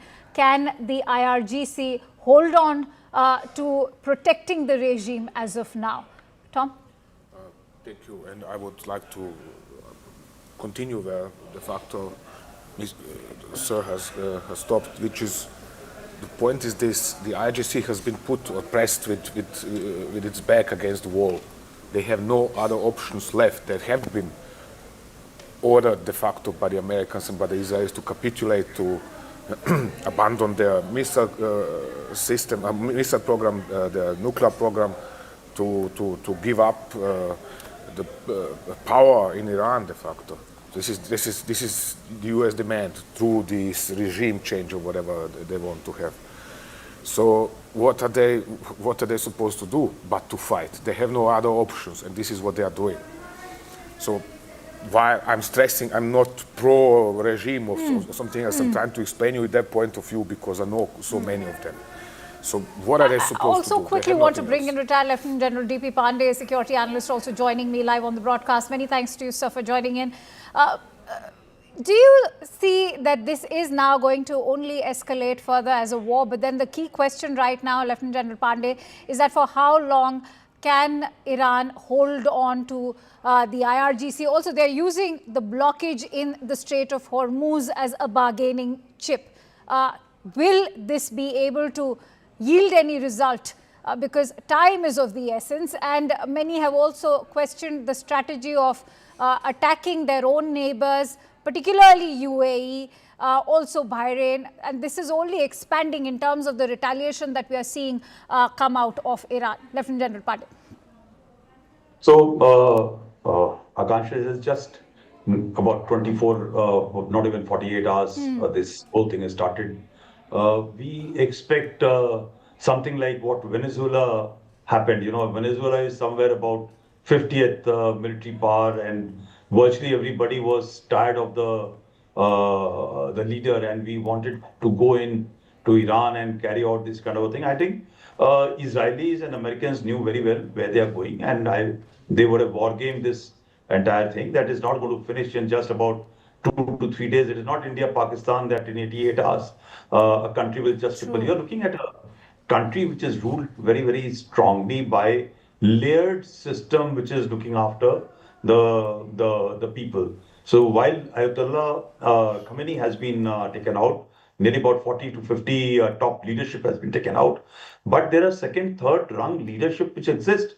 So they will keep on popping up and they will take control. But only challenge with Iran which happens is that now with multiple voices speaking, in case you remember, day before yesterday, IRGC said that Hormuz is going to be targeted, but yesterday their foreign minister came and said, no, Hormuz will not be targeted, it will be kept open. So now there will be suddenly multiple voices will come out. Now these multiple voices are the one which break up, and the conversation will become that one side will want to have a dialogue and return to peace.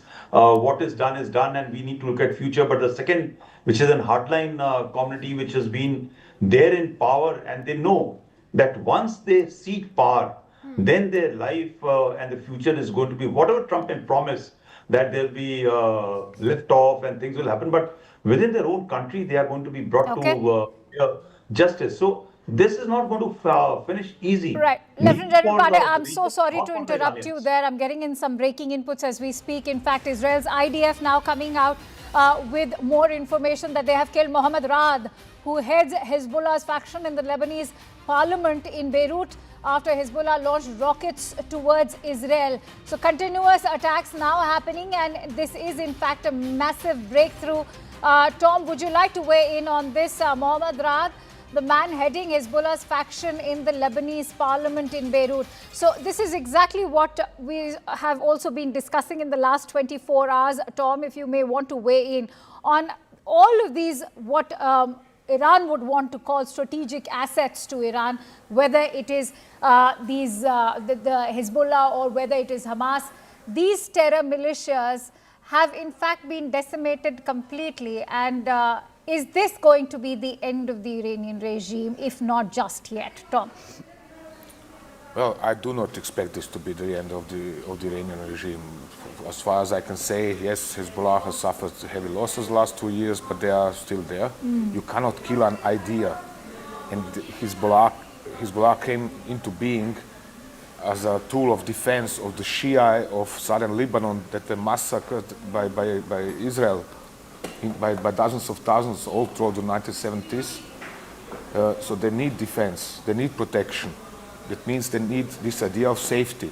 So if you cannot now demand from them to stop wanting to feel safe. Correspondingly, they are going to remain where they are in one form or the other. It's similar with the Iranian regime. Came into being on basis of opposition to the US hegemony over the country, or the US influence, Western influence, however we want to call it. This is not going to disappear over the night. So what's in fact a bit surprising is Donald Trump's own claims that in the first post that he had shared on Truth Social, making that announcement about the killing of the Ayatollah, he spoke about how they have been in touch with the IRGC, the military, even the police, and they have given them this sense that they do not want this conflict to continue, and that the only way for them to buy immunity means that they should surrender. I'd like your thoughts on that claim that he's making. Is this conflict at the moment also a face-saving attempt by the United States, because they're also going to ensure that there's complete obliteration of their nuclear sites? I could perhaps have you weigh in on that, Ambassador, in just a second. In fact, Haim has some information that she'd like us to go through. In fact, for that, if I could call, Tom, if you could just come here. Of course, we're trying to take our viewers through the sensitive areas at this point. Remember, viewers, there are a lot of flight disruptions that we're also looking at. But first, let's just take a look at this map, and if Tom could then take us through all the sensitive areas at this point where we are also seeing certain strikes. Tom. Thank you. Well, as of the last night and yesterday, the Israelis and Americans are primarily attacking Iran from the west and striking sites in the Tehran area, Isfahan area, for example, and Qom. I'm honestly surprised that there are next to no reports about strikes from central and eastern Iran, just for example. In turn, Iran has launched a very heavy, very severe strike at Jerusalem, for example, missile strike, and there were really dozens of missiles to be seen coming down in the Jerusalem area. In the Persian Gulf, this is one of the typical situations for IRGC under the given circumstances. The leadership is partially killed or not available. Then the local commanders start acting on their own, along pre-planned designs, so to say. And therefore, one of them has attacked an oil rig in the Persian Gulf and hit it with an UAV. Another one has attacked a merchant somewhere here in this area.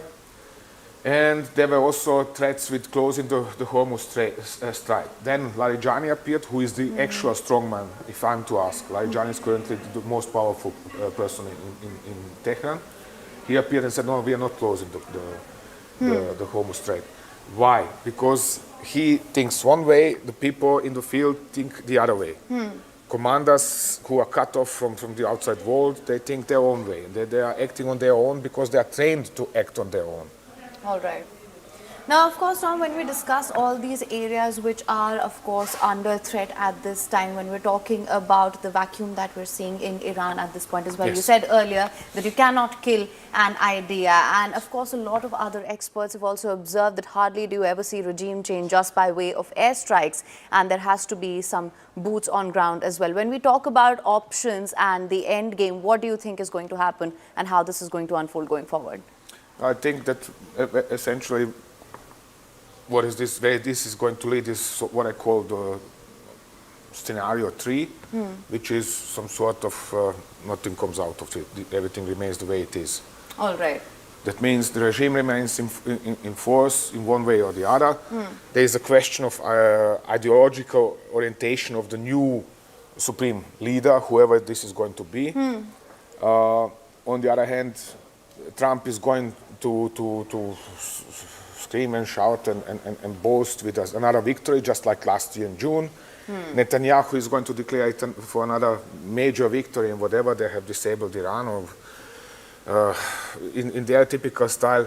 I call this idiocracy. Generally, it is a very harsh word, but it is actually perfectly covering what both sides are doing. They are living in their parallel universe, whether the Iranian regime or the U.S. president in the White House or Netanyahu, and they are, explaining one version of things. Do you think that they've also had a set of learning from Operation Rising Lion? Set of learning. Yeah, because there were claims being made by the United States. The US president was very confident that they had completely obliterated the nuclear facilities in Iran in the strikes last year in June. So that learning, because this time around he's making it amply clear that they will reach their end goal and only then will they settle. And that's why he said that we will ensure that our goals are reached upon. And I think the goal he means is to completely obliterate all the nuclear sites that are left. So is that the learning that they've had from the June strikes when we talk about Operation Rising Light? All I can answer in this regard is why should he learn anything? He is untouchable, unaccountable, President Trump. So why should he even care to learn something? No, because the claims he had made last time around was that they had completely destroyed the nuclear sites. But the US intelligence corrected his information that in a matter of hours, yes. So it's the same now. His chiefs of staff have told him, listen, we can run an operation for perhaps 1 week. We do not have the ammunition. We cannot destroy everything you want us to destroy. And his reaction to this was, oh, everything is fine, let's attack. So what has he learned? All right, we'll continue with that discussion. I think Haim also wants to go to the newsroom and maybe take this discussion forward. And while Haim reaches Aman, in the meantime, Ambassador, you could also weigh in on that question that I was talking about, the IRGC scope for immunity back over there. Yeah, thank you for that question, Akansha. I think IRGC is a very disciplined force, and you know it has been established to protect the regime, basically to protect the supreme leader and the setup around it. So they are very ideologically motivated. You know, so I don't think the flip is going to take place as quickly as it took place in Venezuela. You know, everyone sort of is coming back to Venezuela, but you had the Vice President Delcy Rodriguez and the others. I think they had been compromised in advance. You know, when Nicolas Maduro was taken, that, you know, this is the arrangement that we are going to work out, you will be allowed to stay. But that having been said, Akansha, if you permit, just one more comment. You know, there are multiple voices that are going to emerge in Iran. It's not going to be, you know, there's no supreme leader. There's no single supreme leader. Today, the Guardianship Council comprises of 3 people. Pezeshkian, the president, Ghulam Muhammad Usmani, whatever, the Chief Justice, and Ali Raza Arafi. Now, many of them will also be moderates. You know, we have to All right. So, of course, we are bringing you all the updates from the newsroom as well. This is where our social media desk is. They are tracking all the developments on what's happening. If you could just tell our viewers what we're looking at right now. They have their back to the wall. These are the social media trends, and the Iran-Israel conflict has taken over the entire internet. There's nothing trending but this and this only. Pakistan is trending. There's Donald Trump. There's stock market crash. There's Iran-Israel conflict. That is also there. There are a lot of fake videos, old videos. And if we could just perhaps take us through what are some of the big headlines which are trending at the moment. Iran missile strikes in the UAE, of course. That's it, and there are also a lot of old videos and fake videos which are now resurfacing, and of course we're going to be sifting through that and get you the latest developments on that as well. If you could take us through what we're going through here as well. So these are some of the trends that we are seeing, right? Yeah, currently the social trends are Israeli strikes on Tehran hospitals, the Operation Epic Fury is trending, World War III is trending, Khamenei is trending. Majorly the Dubai videos are very trending right now. All right, so these are some of the big trends that we're tracking at this moment, and of course with that comes also a lot of misinformation that we tend to see on social media, and that's something that we keep a track on as well. But these are some of the big headlines that we will be tracking. Let me get you some other updates from the newspaper as well. Aman, what is it that we are looking at right now, right here? Well, see, these are the latest visuals which are coming from Karachi. Yesterday, the US consulate in Karachi was attacked by Pakistani Shia protesters, and you can see this horrific visuals. This is the US consulate where all of them entered, and later the US Marines had to open fire at them. It is believed that nearly 20 of them were killed in this particular attack on the US consulate, and today all the US embassies and consulates in Pakistan have declined all the appointments. So everybody's on a high alert at various US consulates in Pakistan because this is the situation there. You know, big protests are happening. Also, I can show you the latest visuals that have come, and the US Central Command has put them out, of the USS Gerald Ford, the world's largest aircraft carrier, is in the fight with US forces supporting Operation Epic Fury, and these are the big pictures. These are the pictures that are being put out by the US government to show their preparation in the Eastern Mediterranean Sea, where the largest aircraft carrier is very much a part of Operation Epic Fury. It is from here that their fighter planes are taking off. You can see the exclusive pictures which have been put out by the US now to show their might while they are attacking the Iranian forces. These are the latest pictures which are coming in. You can see this fighter aircraft taking off from the world's largest aircraft carrier, which is the US Gerald Ford, which is stationed in the Eastern Mediterranean Sea. And these are the big pictures that, these are exclusive pictures which are coming for the first time on how Operation Epic Fury has been carried out by the US. And this is the might of the US military, which is on full display now. And as Donald Trump has been saying, that we will completely annihilate the Iranian Navy, and that is what is being shown. Right. If I'll show you one more visual here, this is the drone footage of the attack which happened in Jerusalem. This is a drone strike which was carried out by the forces of by Iran there, and you can see this drone footage. Look at the extent of damage. So Iran is also not backing off by any means. You can see this is the footage coming from Jerusalem, how this huge crater has been created by this Iranian missile which fell in Jerusalem. And this is footage from last night, drone footage coming from there. These are all very dramatic visuals, and that is what is showing that how the extent of this war is now becoming only bigger by the day. The US is showing its might, but Iran is also striking at the infrastructure in Israel and showing its might as well. Right. Well, thank you so much for that, Aman. Now, of course, that's what we are seeing at this point from the newsroom. These are some of the developments that we are tracking here. Back in the studio, it's over to you, Akanksha. Right. So as we can see, this is having a domino effect for sure, and in the latest visuals that we are bringing to you are of protesters in Pakistan. This is in fact the US consulate. These visuals are from outside the US consulate. Horrifying visuals. 10 protesters, in fact, information coming in is that already are killed during these protests. As you can see, the US forces over there, which are stationed outside the US consulate in Karachi, are in fact retaliating, and that has led to the death of 10 protesters. Remember, there's a lot of anger on ground level, as those visuals you can see are of wounded, injured Pakistani protesters. A lot of vandal arson actually taking place over there. All right, absolutely gory visuals over there coming in. As you can see, bloodied, wounded protesters being taken out. The US forces, which are currently at this consulate, are retaliating. They have attacked these protesters, and in the latest information that we are getting in is that 10 protesters have been killed. This is outside the consulate, the US consulate in Karachi. Shocking visuals, in fact, coming in. This is the latest video that we are bringing to you, which is showing how the attack actually has happened. There's enough evidence to prove that the consulate was actually attacked. Vandalism, arson, and many of the protesters, in fact, being taken out. Hundreds of people had stormed this consulate. How many other US embassies are going to be attacked? We do not know, because there's a lot of anger brewing within Asia. In India also, we witnessed a host of protests. But remember, as far as the consulates are concerned, they at least remain protected in India. Let's quickly, in fact, go across to Aman also, who will be bringing us more inputs on this news story. But remember, you're looking at an attack. The killing of Ayatollah Ali Khamenei is not just the killing of a supreme leader of Iran.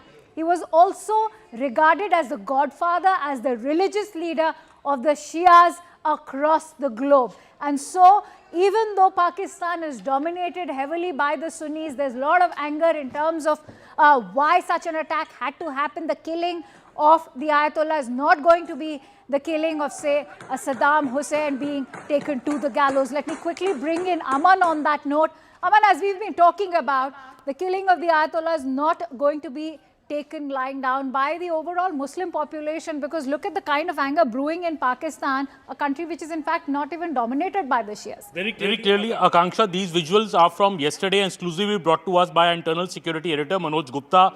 These are the visuals when the Shia protesters in Karachi had stormed the US consulate yesterday. It was a very violent protest, and close to 20 people are said to have been killed in this protest when the US Marines, obviously to safeguard their diplomatic enclave, opened fire. And these are the horrific visuals you can see from the US consulate in Karachi, and it's a major consulate, it's a major place also in Karachi, and this was stormed by hundreds of Pakistani protesters to protest against the death of Khamenei. And today what is happening also, Akanksha, is that the US embassy in Islamabad has issued a statement saying that they are not entertaining any appointments today at any of their consulates or embassy in Islamabad. So US taking abundant caution. In fact, even the policemen have been attacked over there. What we are being told, among the injured were 4 policemen.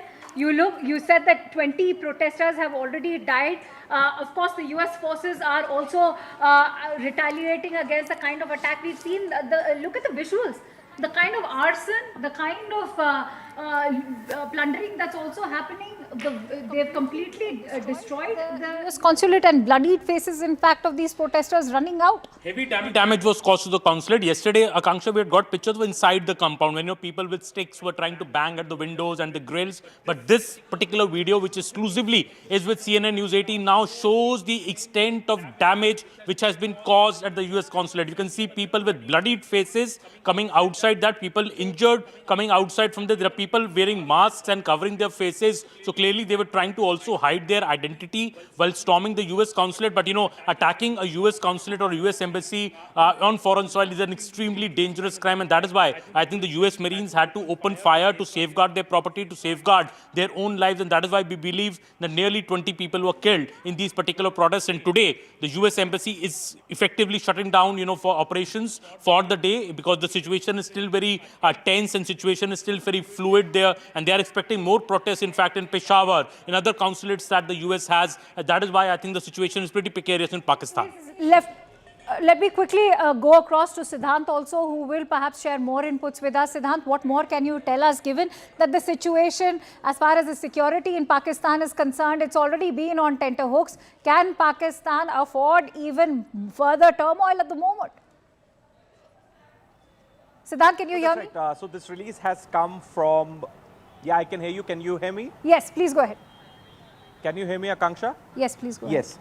So this release has come from US Embassy and Consulate in Pakistan, and this release says that we are monitoring reports of ongoing demonstrations at the US Consulate Generals in Lahore and violent protests at the US Consulate General in Karachi, as well as calls for additional demonstrations at US Embassy Islamabad and various other diplomatic buildings in Pakistan. Now, this advisory says that we advise US citizens in Pakistan to monitor local news, observe good personal security practices, including being aware of your surroundings and avoiding large crowds, and ensuring your step registration is up to date. And in fact, this advisory also announces that due to protest activity around the US consulates in Karachi and Lahore, US Embassy in Islamabad, all appointments for US visas and American citizen services are cancelled for tomorrow, which is 2nd March. So a big announcement coming from US Embassy in Islamabad. In fact, Akanksha, yesterday what unfolded in Lahore and Karachi, perhaps there was stone pelting at US diplomatic buildings. In fact, protesters barged inside the buildings. They created ruckus. Anti-America sloganeering was done by the protesters. In fact, the US Marines had to open fire on the protesters, and more than 10 people lost their lives. So situation is still tensed on ground, and perhaps this is the reason that this decision has been taken by US Embassy in Islamabad. All right, Siddhant, do stay on with us. Of course, there's going to be a lot more to track there as well. We're getting in some more breaking information right now. Gold price rises It helps banking sector, but of course it's going to have an impact on inflation as well. Now, finance minister sources are telling us that they're monitoring this situation and will step in as and when needed. But this was what was expected. So this is the latest information that we're getting right now, Akanksha, on this. Right. This was on expected lines, and I'm going to quickly toss over to Pallavi for more inputs. Pallavi, the rupee, in fact, is looking at its lowest in the last 1 month. What else can you tell us with regards to how the equity markets are bearing the brunt of this? Pricing, gold and silver pricing have a direct relationship to the stability factor. So whenever there is a semblance of political instability, and more importantly, war looms large, the first people to be impacted will be those who are connected to the gold, silver prices, and of course, as far as the rupee is concerned. Over the last couple of weeks and months, we have been seeing a huge surge as far as the price of gold and silver is concerned, but that was also attributed to a level of uncertainty to the trade deals and those things. But now it's clear that there is a war which is very much there, and therefore this is something which the Indian government had factored in. In fact, what I'm being told at the CCS meeting where the Finance Minister Nirmala Sitharaman was present there, this was also one of the multiple issues which were discussed. Because look, a war is going to have an impact on us. First of all, as far as the closure of the Strait of Hormuz is concerned, all our liquid natural gas or the LNG supply, 80% of it comes in from there. It will have an impact on our exports and our imports. A gold and a silver surge has a long-term impact on the inflation factors, which is why the Finance Ministry is watching and monitoring the situation very, very closely. All right. Many thanks to you, Pallavi. We will keep coming back to you for all the latest information, getting in more breaking inputs. This is with regards to the instructions coming in from the centre here in India, which has cautioned all states to keep an eye on pro-Iran protests, ensure it does not turn into a law and order issue, as we're already witnessing in Pakistan. Police brass also asked to preempt any inflammatory summons in religious gatherings. Let's quickly take this forward with Arunima. Arunima, what are the instructions being sent out to the states? See, the background is that Ayatollah Khamenei was a religious figurehead also for the Shia sect. So in Lucknow, for example, in Kargil, in Kashmir, we had seen a lot of mourners come out and hit the streets after news trickled in that he had been eliminated in the Israel-US joint strike. But there was a risk that this fury could deteriorate into a law and order issue. You rightly pointed out to the example of Pakistan, where the situation has become out of hand. So the centre's advisory to the state governments, especially to the police brass, discourage any kind of sermon at religious congregations which can turn political. At Ghanta Ghar near Lal Chowk in Srinagar, for example, steps have already been taken. That entire area saw a lot of mourners and protesters gather yesterday. But then late at night, I think action was taken. That area has been barricaded. Similar protests were seen in Kargil also, where there is a significant presence of Shia sect. And there also, police is keeping a very close eye on the kind of gathering that is happening. The Imambara area in Lucknow. Again, Lucknow is a city where the Shia population, and Akanksha, it's a hometown, you would know more. Okay. There's a lot of population of the Shia sect there. So these pockets, specifically, police has been asked to keep an eye to ensure that it does not translate, that Indian soil is not utilized by either pro-Iranian or pro-Israel activists for any kind of political, sloganeering or protest. Stay with me, Arunima. We have some more breaking inputs, in fact, coming in because Union Minister Kiran Rijiju has also reacted. He's gone on to say that India has always stood with stranded Indian nationals, and steps taken in the past will be repeated this time around as well. Remember, there's a lot of panic because thousands and thousands of Indians are currently stranded in the Middle East, particularly in Iran and Israel. In fact, a host of journalists had accompanied the Prime Minister's delegation to Israel. They continue to remain stranded. Let's also listen in to what Kiran Rijiju actually had to say. आज तक विदेश में जो हमारा भारतीय लोगों को समस्या जैसे होते हैं उसको लाने में और संभालने में प्रधानमंत्री मोदी जी के नेतृत्व में जो आज तक होते आए हैं, कभी भी पहले ऐसा कोई सरकार नहीं करते थे, इतना व्यापक सहायता करते हैं। वो तो हमारे विदेश मंत्रालय उसमें अपने अपने मिशंस होते हैं हर देश में, वो मिशन के माध्यम से भारतीय लोगों को मदद करते हैं हमेशा। Let's quickly take this forward with Arunima. Arunima, the panic is palpable. Perhaps that's why also Prime Minister has made an outreach not just to the Israeli Prime Minister but also to the UAE President. But the fact of the matter is that evacuations can only take place if there is some semblance of normalcy. Remember, airspaces are already shut. And that's the biggest challenge that Indian government is facing, even though Minority and Parliamentary Affairs Minister Kiran Rijiju is assuring that we've done this in the past. If you go back to the Ukraine-Russia war, India, mounted a huge operation where senior ministers were sent to border countries and Ukrainian, Indian students stuck in Ukraine were brought back home. But in this case, the situation is very different. We are seeing airstrikes continuously. Dubai, which is not really in the heart of the conflict between Israel, US, and Iran, they have been targeted. There have also been reports coming in from Abu Dhabi, from Qatar, and from Bahrain. So how do you really ensure that these Indian nationals, including, badminton Olympic medal winner PV Sindhu, there are actors who have appealed to the Prime Minister. There is a delegation of legislators from Karnataka who are stuck there.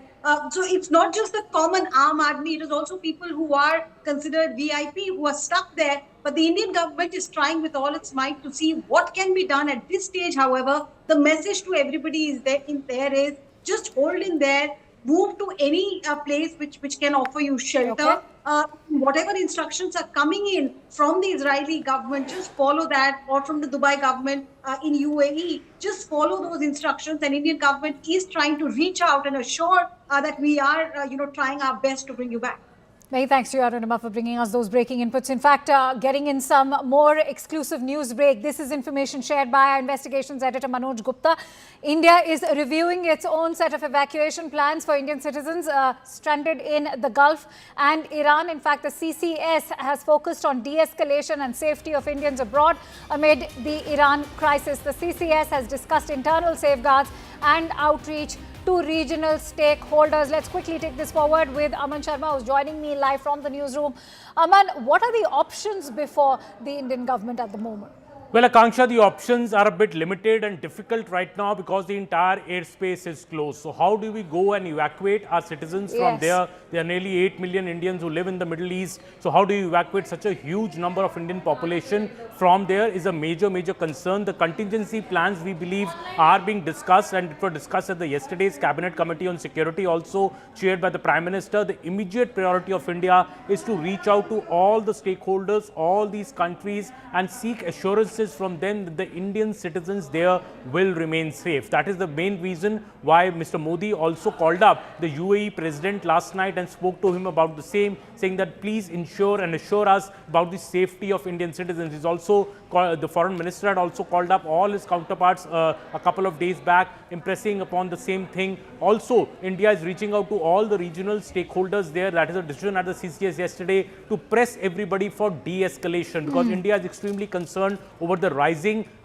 this whole conflict spreading, especially the Iranian strikes which have happened on the civilian infrastructure in UAE. And in fact, when Mr. Modi spoke to the UAE President, he condemned these strikes which have happened in the UAE, though India has still not condemned the killing of Khamenei, which many in the opposition here in India, especially the Congress party, are criticizing India for not doing it. But I think India is maintaining a very fine diplomatic line, and as our internal security editor Manoj Gupta is reporting, the top priority of India right now is to ensure the safety of its citizens abroad and also prepare contingency plans, maybe for the near future. Maybe if they need an evacuation, Indian systems and Indian equipment, Air Force should be in place, and I think that contingency plans are being made. But we'll wait, of course, for the airspace to open, because right now the skies over the Middle East are absolutely not safe for any kind of evacuation. All right, Aman, thank you so much for bringing us the developments on that front as well. We're getting into more breaking information right now. Fighter jet crashes in Kuwait. We're talking about an F-15 which has crashed here in Kuwait, and there's of course been many reactions which have been pouring in as well. We'll bring you those as well. Let me just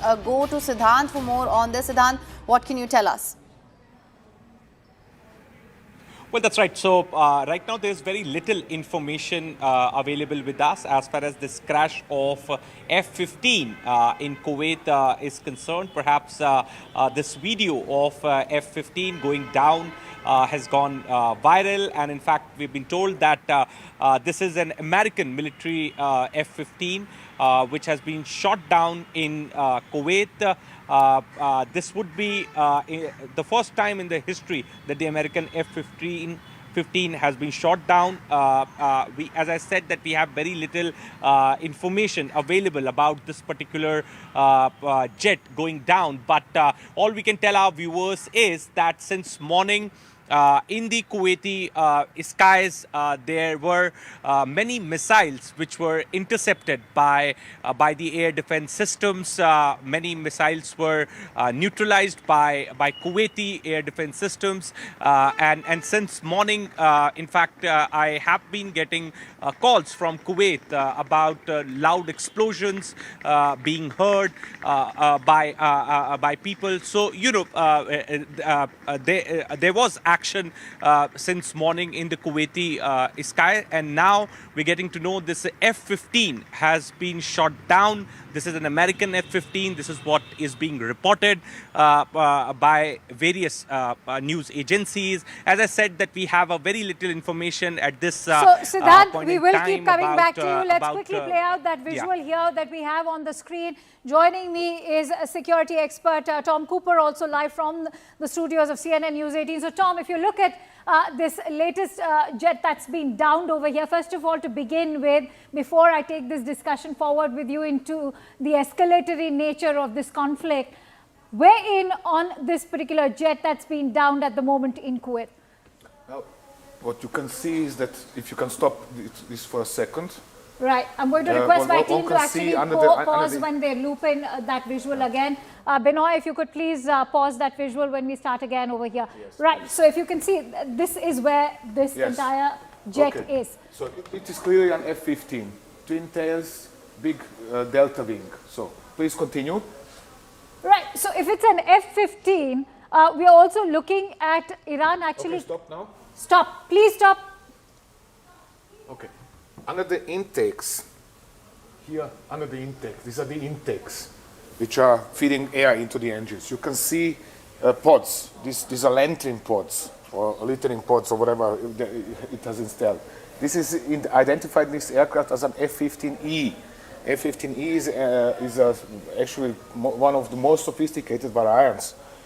So how do you, in fact, weigh in on the overall trajectory of all of these fighter jets, the drones that are being directed towards various locations in all of these Middle Eastern countries, whether it is UAE, whether it is Jordan, Bahrain, Kuwait, all of them.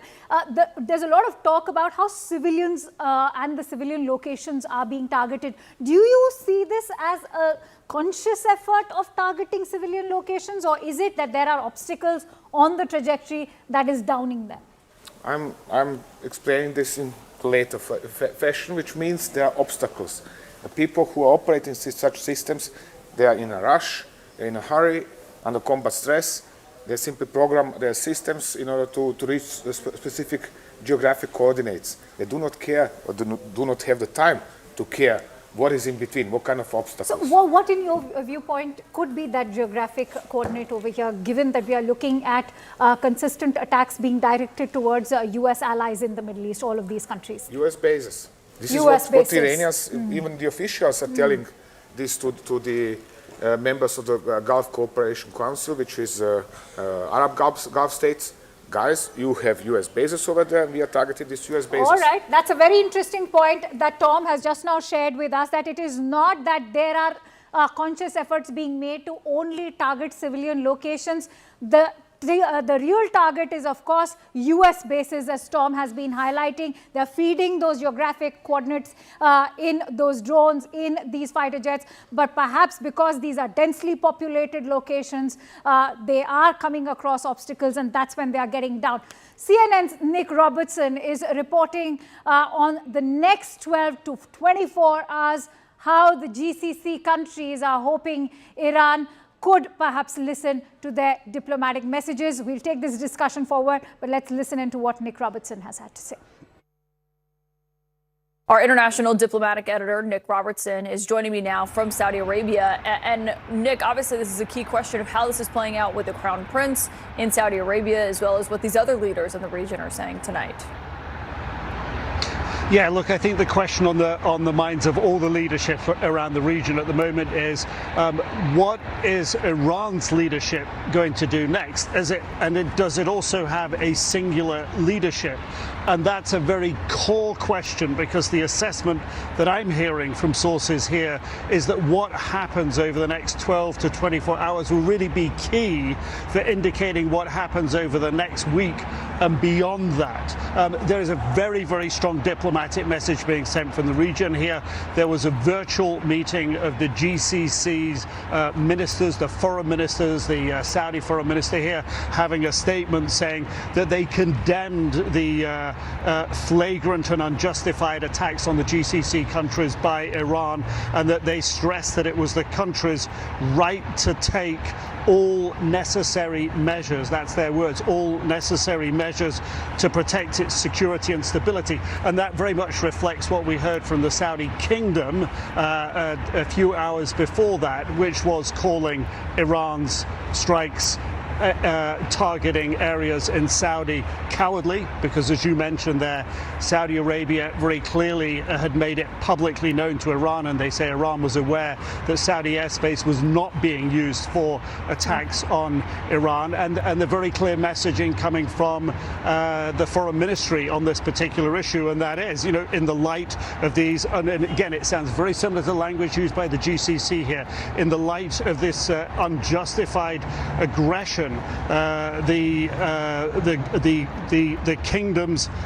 kingdom affirms it will take all necessary measures, again, all necessary measures to defend its security, protect its territory, its citizens, its residents, including the option of responding to the aggression, including the option of responding to the aggression. So this is strong diplomatic language, and it's this kind of language that it's hoped in this region causes the Iranian leadership, whatever it is, to pause and desist in the strikes on these GCC countries.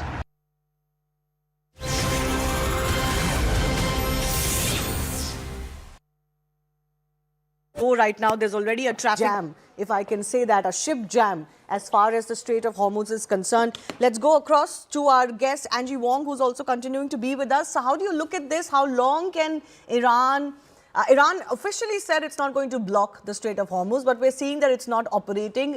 There is a backlog now that is now piling up of ships there in the region as well. How long can they do this, and how long can other world powers allow this to happen?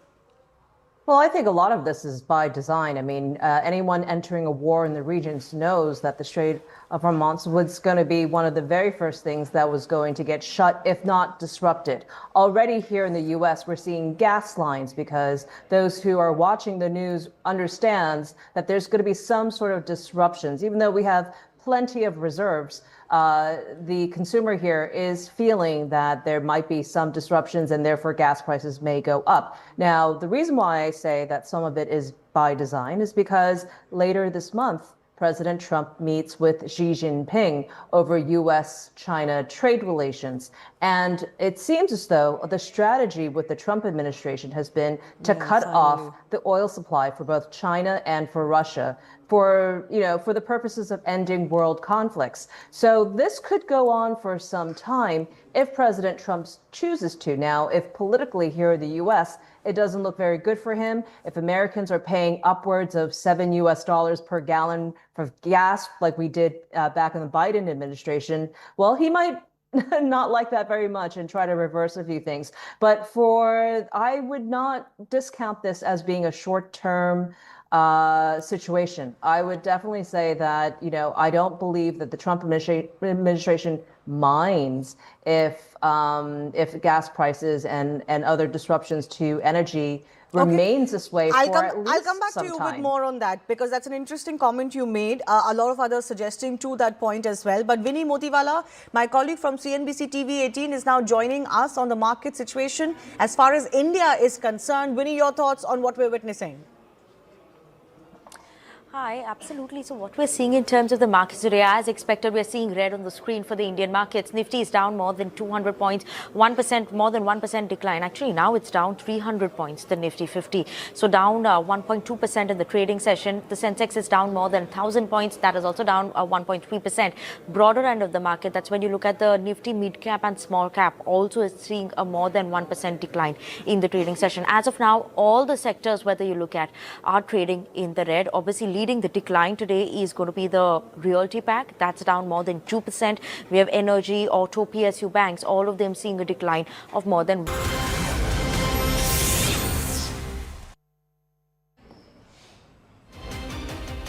Okay, welcome back. Staying with our live and rolling coverage on Iran, getting in some more breaking inputs.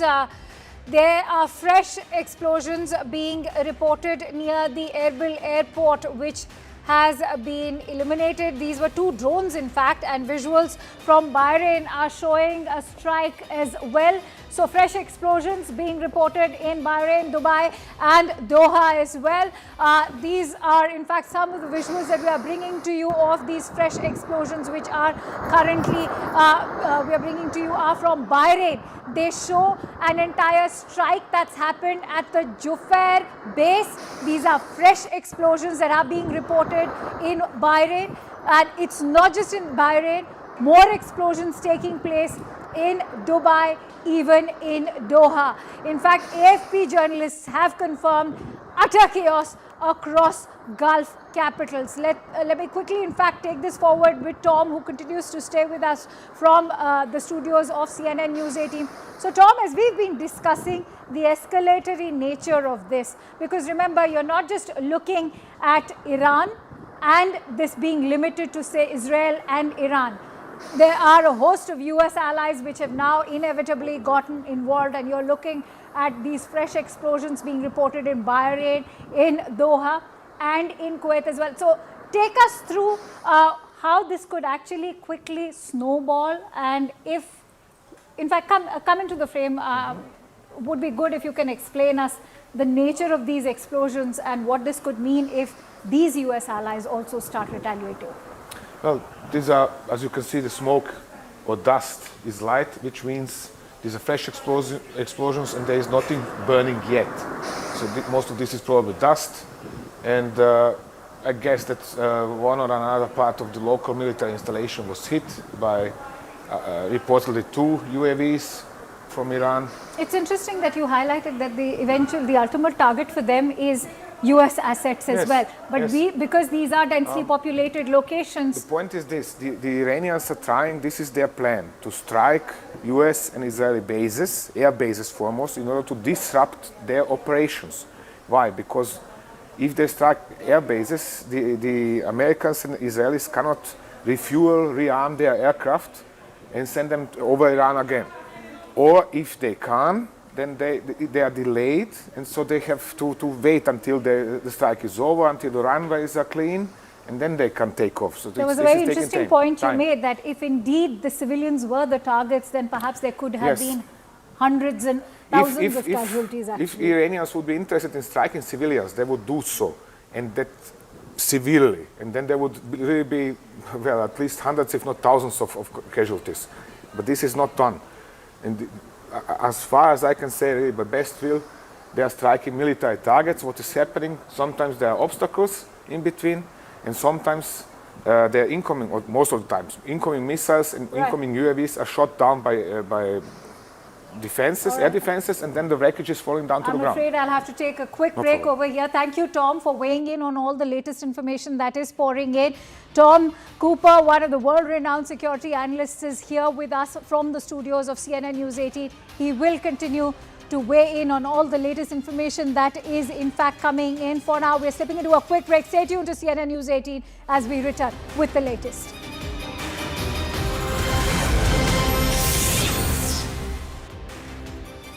Right now, there's already a traffic jam, if I can say that, a ship jam as far as the Strait of Hormuz is concerned. Let's go across to our guest, Angie Wong, who's also continuing to be with us. So how do you look at this? How long can Iran Iran officially said it's not going to block the Strait of Hormuz, but we're seeing that it's not operating.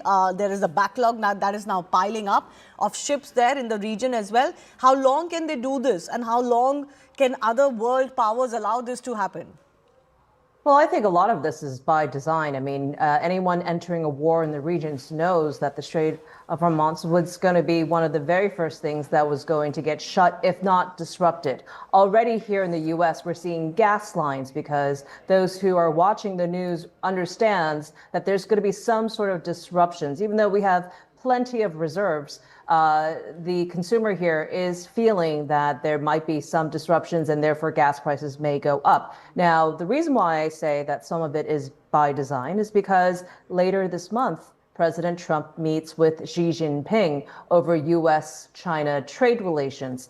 And it seems as though the strategy with the Trump administration has been to cut off the oil supply for both China and for Russia for the purposes of ending world conflicts. So this could go on for some time if President Trump chooses to. Now, if politically here in the U.S., it doesn't look very good for him, if Americans are paying upwards of $7 per gallon for gas like we did back in the Biden administration, well, he might not like that very much and try to reverse a few things. But I would not discount this as being a short-term situation. I would definitely say that, I don't believe that the Trump administration minds if gas prices and other disruptions to energy remains this way for at least I'll come back to you with more on that, because that's an interesting comment you made. A lot of others suggesting to that point as well. But Vinny Motiwala, my colleague from CNBC TV 18, is now joining us on the market situation. As far as India is concerned, Vinny, your thoughts on what we're witnessing? Hi, absolutely. So what we're seeing in terms of the markets today, as expected, we're seeing red on the screen for the Indian markets. Nifty is down more than 200 points, 1%, more than 1% decline. Actually, now it's down 300 points, the Nifty 50. So down 1.2% in the trading session. The Sensex is down more than 1,000 points. That is also down 1.3%. Broader end of the market, that's when you look at the Nifty mid cap and small cap, also is seeing a more than 1% decline in the trading session. As of now, all the sectors, whether you look at, are trading in the red. Obviously, leading the decline today is going to be the realty pack. That's down more than 2%. We have energy, auto, PSU banks, all of them seeing a decline of more than 1% in the trading session. Now, obviously, because of the issues that were there and the concerns that are going on and the war going on in US, Israel, Iran, the conflicts over there, that has led to a decline in a lot of stock names, whether you look at something like an L&T, KC International, all of them are seeing a...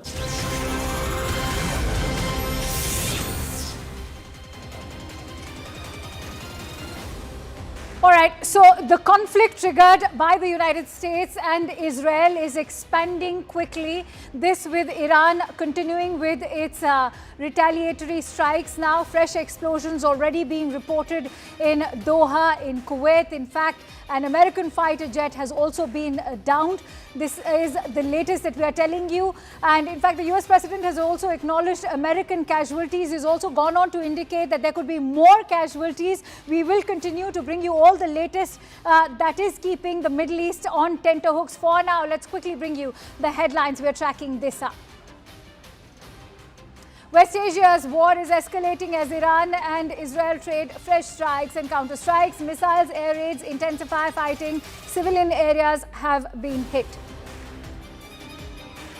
US's Gulf allies bear the brunt of Iranian counter-attacks. Saudi Arabia, UAE, Qatar, Kuwait, Bahrain condemn strikes. They warn Tehran of serious consequences. US President Donald Trump makes big claims on the killing of Iran's supreme leader Ayatollah Ali Khamenei, asserting that he moved first to neutralize what he described as an imminent threat to his own life. In the meanwhile, Brent crude jumps 13% to $82.37, highest since January 2025 as West Asia tensions and Strait of Hormuz disruptions push oil to four-year high, raising global energy concerns.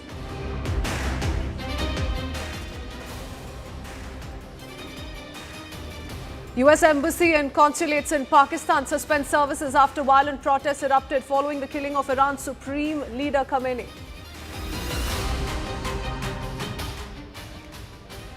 Amid West Asia war, bloodbath on Dalal Street, Sensex down by over 1,100 points, Nifty by 300 points, Rupee slides further.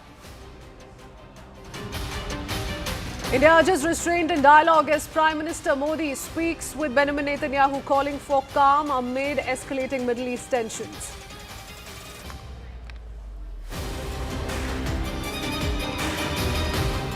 Congress condemns illegal war on Iran, urges end to US-Israel strikes, calls for Indian protection abroad and criticizes the government's handling of escalating Middle East conflict. And global travel chaos deepens as thousands of flights cancelled. Major Gulf airports including Dubai, Abu Dhabi and Doha restrict operations. Several passengers left stranded.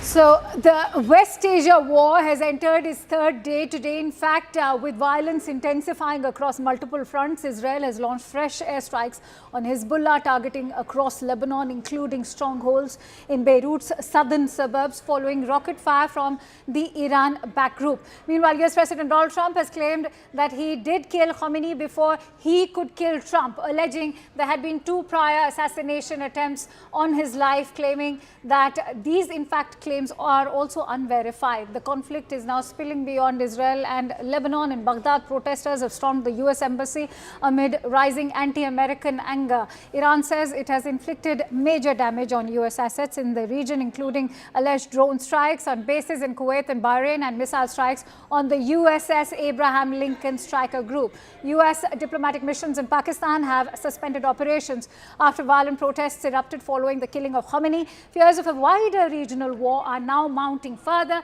This as the UAE has shut financial markets in Abu Dhabi and Dubai for 2 days, citing security concerns. Global markets are reacting sharply as gold and silver prices have also surged, while the Indian rupee has weakened against the dollar. All right, and we're getting in breaking inputs. In fact, the IDF has made fresh claims with regards to the downing of a fighter jet in Kuwait.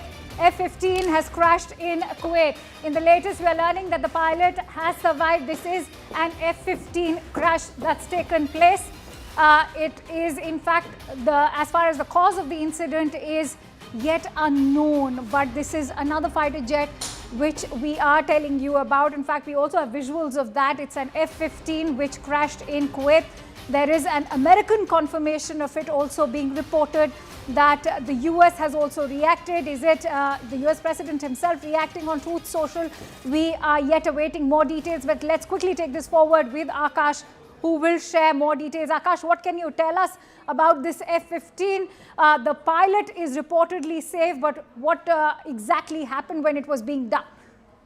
Right. You see, Akanksha, we are getting these visuals where, in fact, in a way, a confirmation is also coming that this was a U.S. Air Force F-15, which was reportedly shot down over Kuwait. And this is, this appears to be a friendly fire incident where possibly the air defenses of Kuwait has taken down the particular aircraft. But the relieving part is that pilots have survived. And in fact, there are reports that people have seen ejection. And this is why we can say that pilot has ejected. And, we are, of course, waiting for some sort of official confirmation on the survival of the pilot. But this appears to be a friendly fire incident where we know that how Kuwait is a very the tensions, that are in fact happening in the particular region, how Iran has been targeting several military infrastructure in Kuwait as well. But this particular crash, or I should say the shutdown, has happened possibly in the friendly fire incident where the air defenses, have possibly taken down the particular aircraft. We'll wait for the official confirmation. But this is a part of the sort of tensions and the escalations that we are seeing in the region. From last 24 hours, we have been reporting that how things have been escalating and, things are changing, constantly, given the fact that several airstrikes have been carried out by Israel and US on Iran. And after that, we have seen that how Iran has been retaliating, while, it is targeting countries like UAE and in fact Kuwait as well. But this particular visual, these are the shots that we have got from different sources, and confirmation is somewhere coming that pilot has ejected after the particular incident, Akanksha. Okay, Akash, keep talking to us and tell us a little bit. Give us an overview of the kind of damage we've seen of US bases, military assets in some of these Gulf nations, because now that's another aspect to the story. Very important to track how much damage, because Iran is also making some big claims on social media. If you could quickly give us an overview. Right. So you see, when we talk about the presence of United States or the forces, the region specific, countries like UAE, in fact,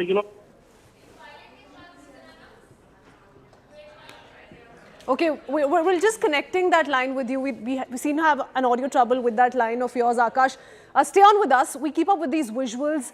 These are visuals from Kuwait. What we're learning in the latest, as per details that have trickled in so far, is that this is a fighter jet that has crashed in Kuwait. Look at that. We've zoomed in that one visual for you as well. This is the fighter jet coming down. It's an F-15 that has crashed in Kuwait, is what we're learning now. Akash is telling us that there's still a little bit of a wait and watch happening. Formal details yet to trickle in, but by the looks of it, this is an F-15, and what we're also learning is that the pilot has survived this particular crash. The cause of the incident is not known as yet. Was this fighter jet down? What more?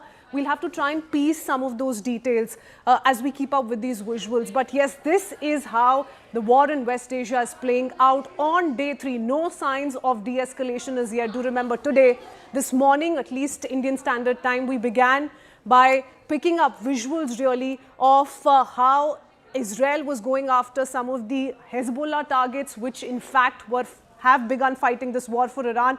Ambassador Dogra is with us in our studio here. Good morning, Ambassador. Your thoughts really on what we're tracking. These are big, important visual sets that continue to trickle in, that go on to also highlight we're far, far away from looking at any signs of de-escalation as yet.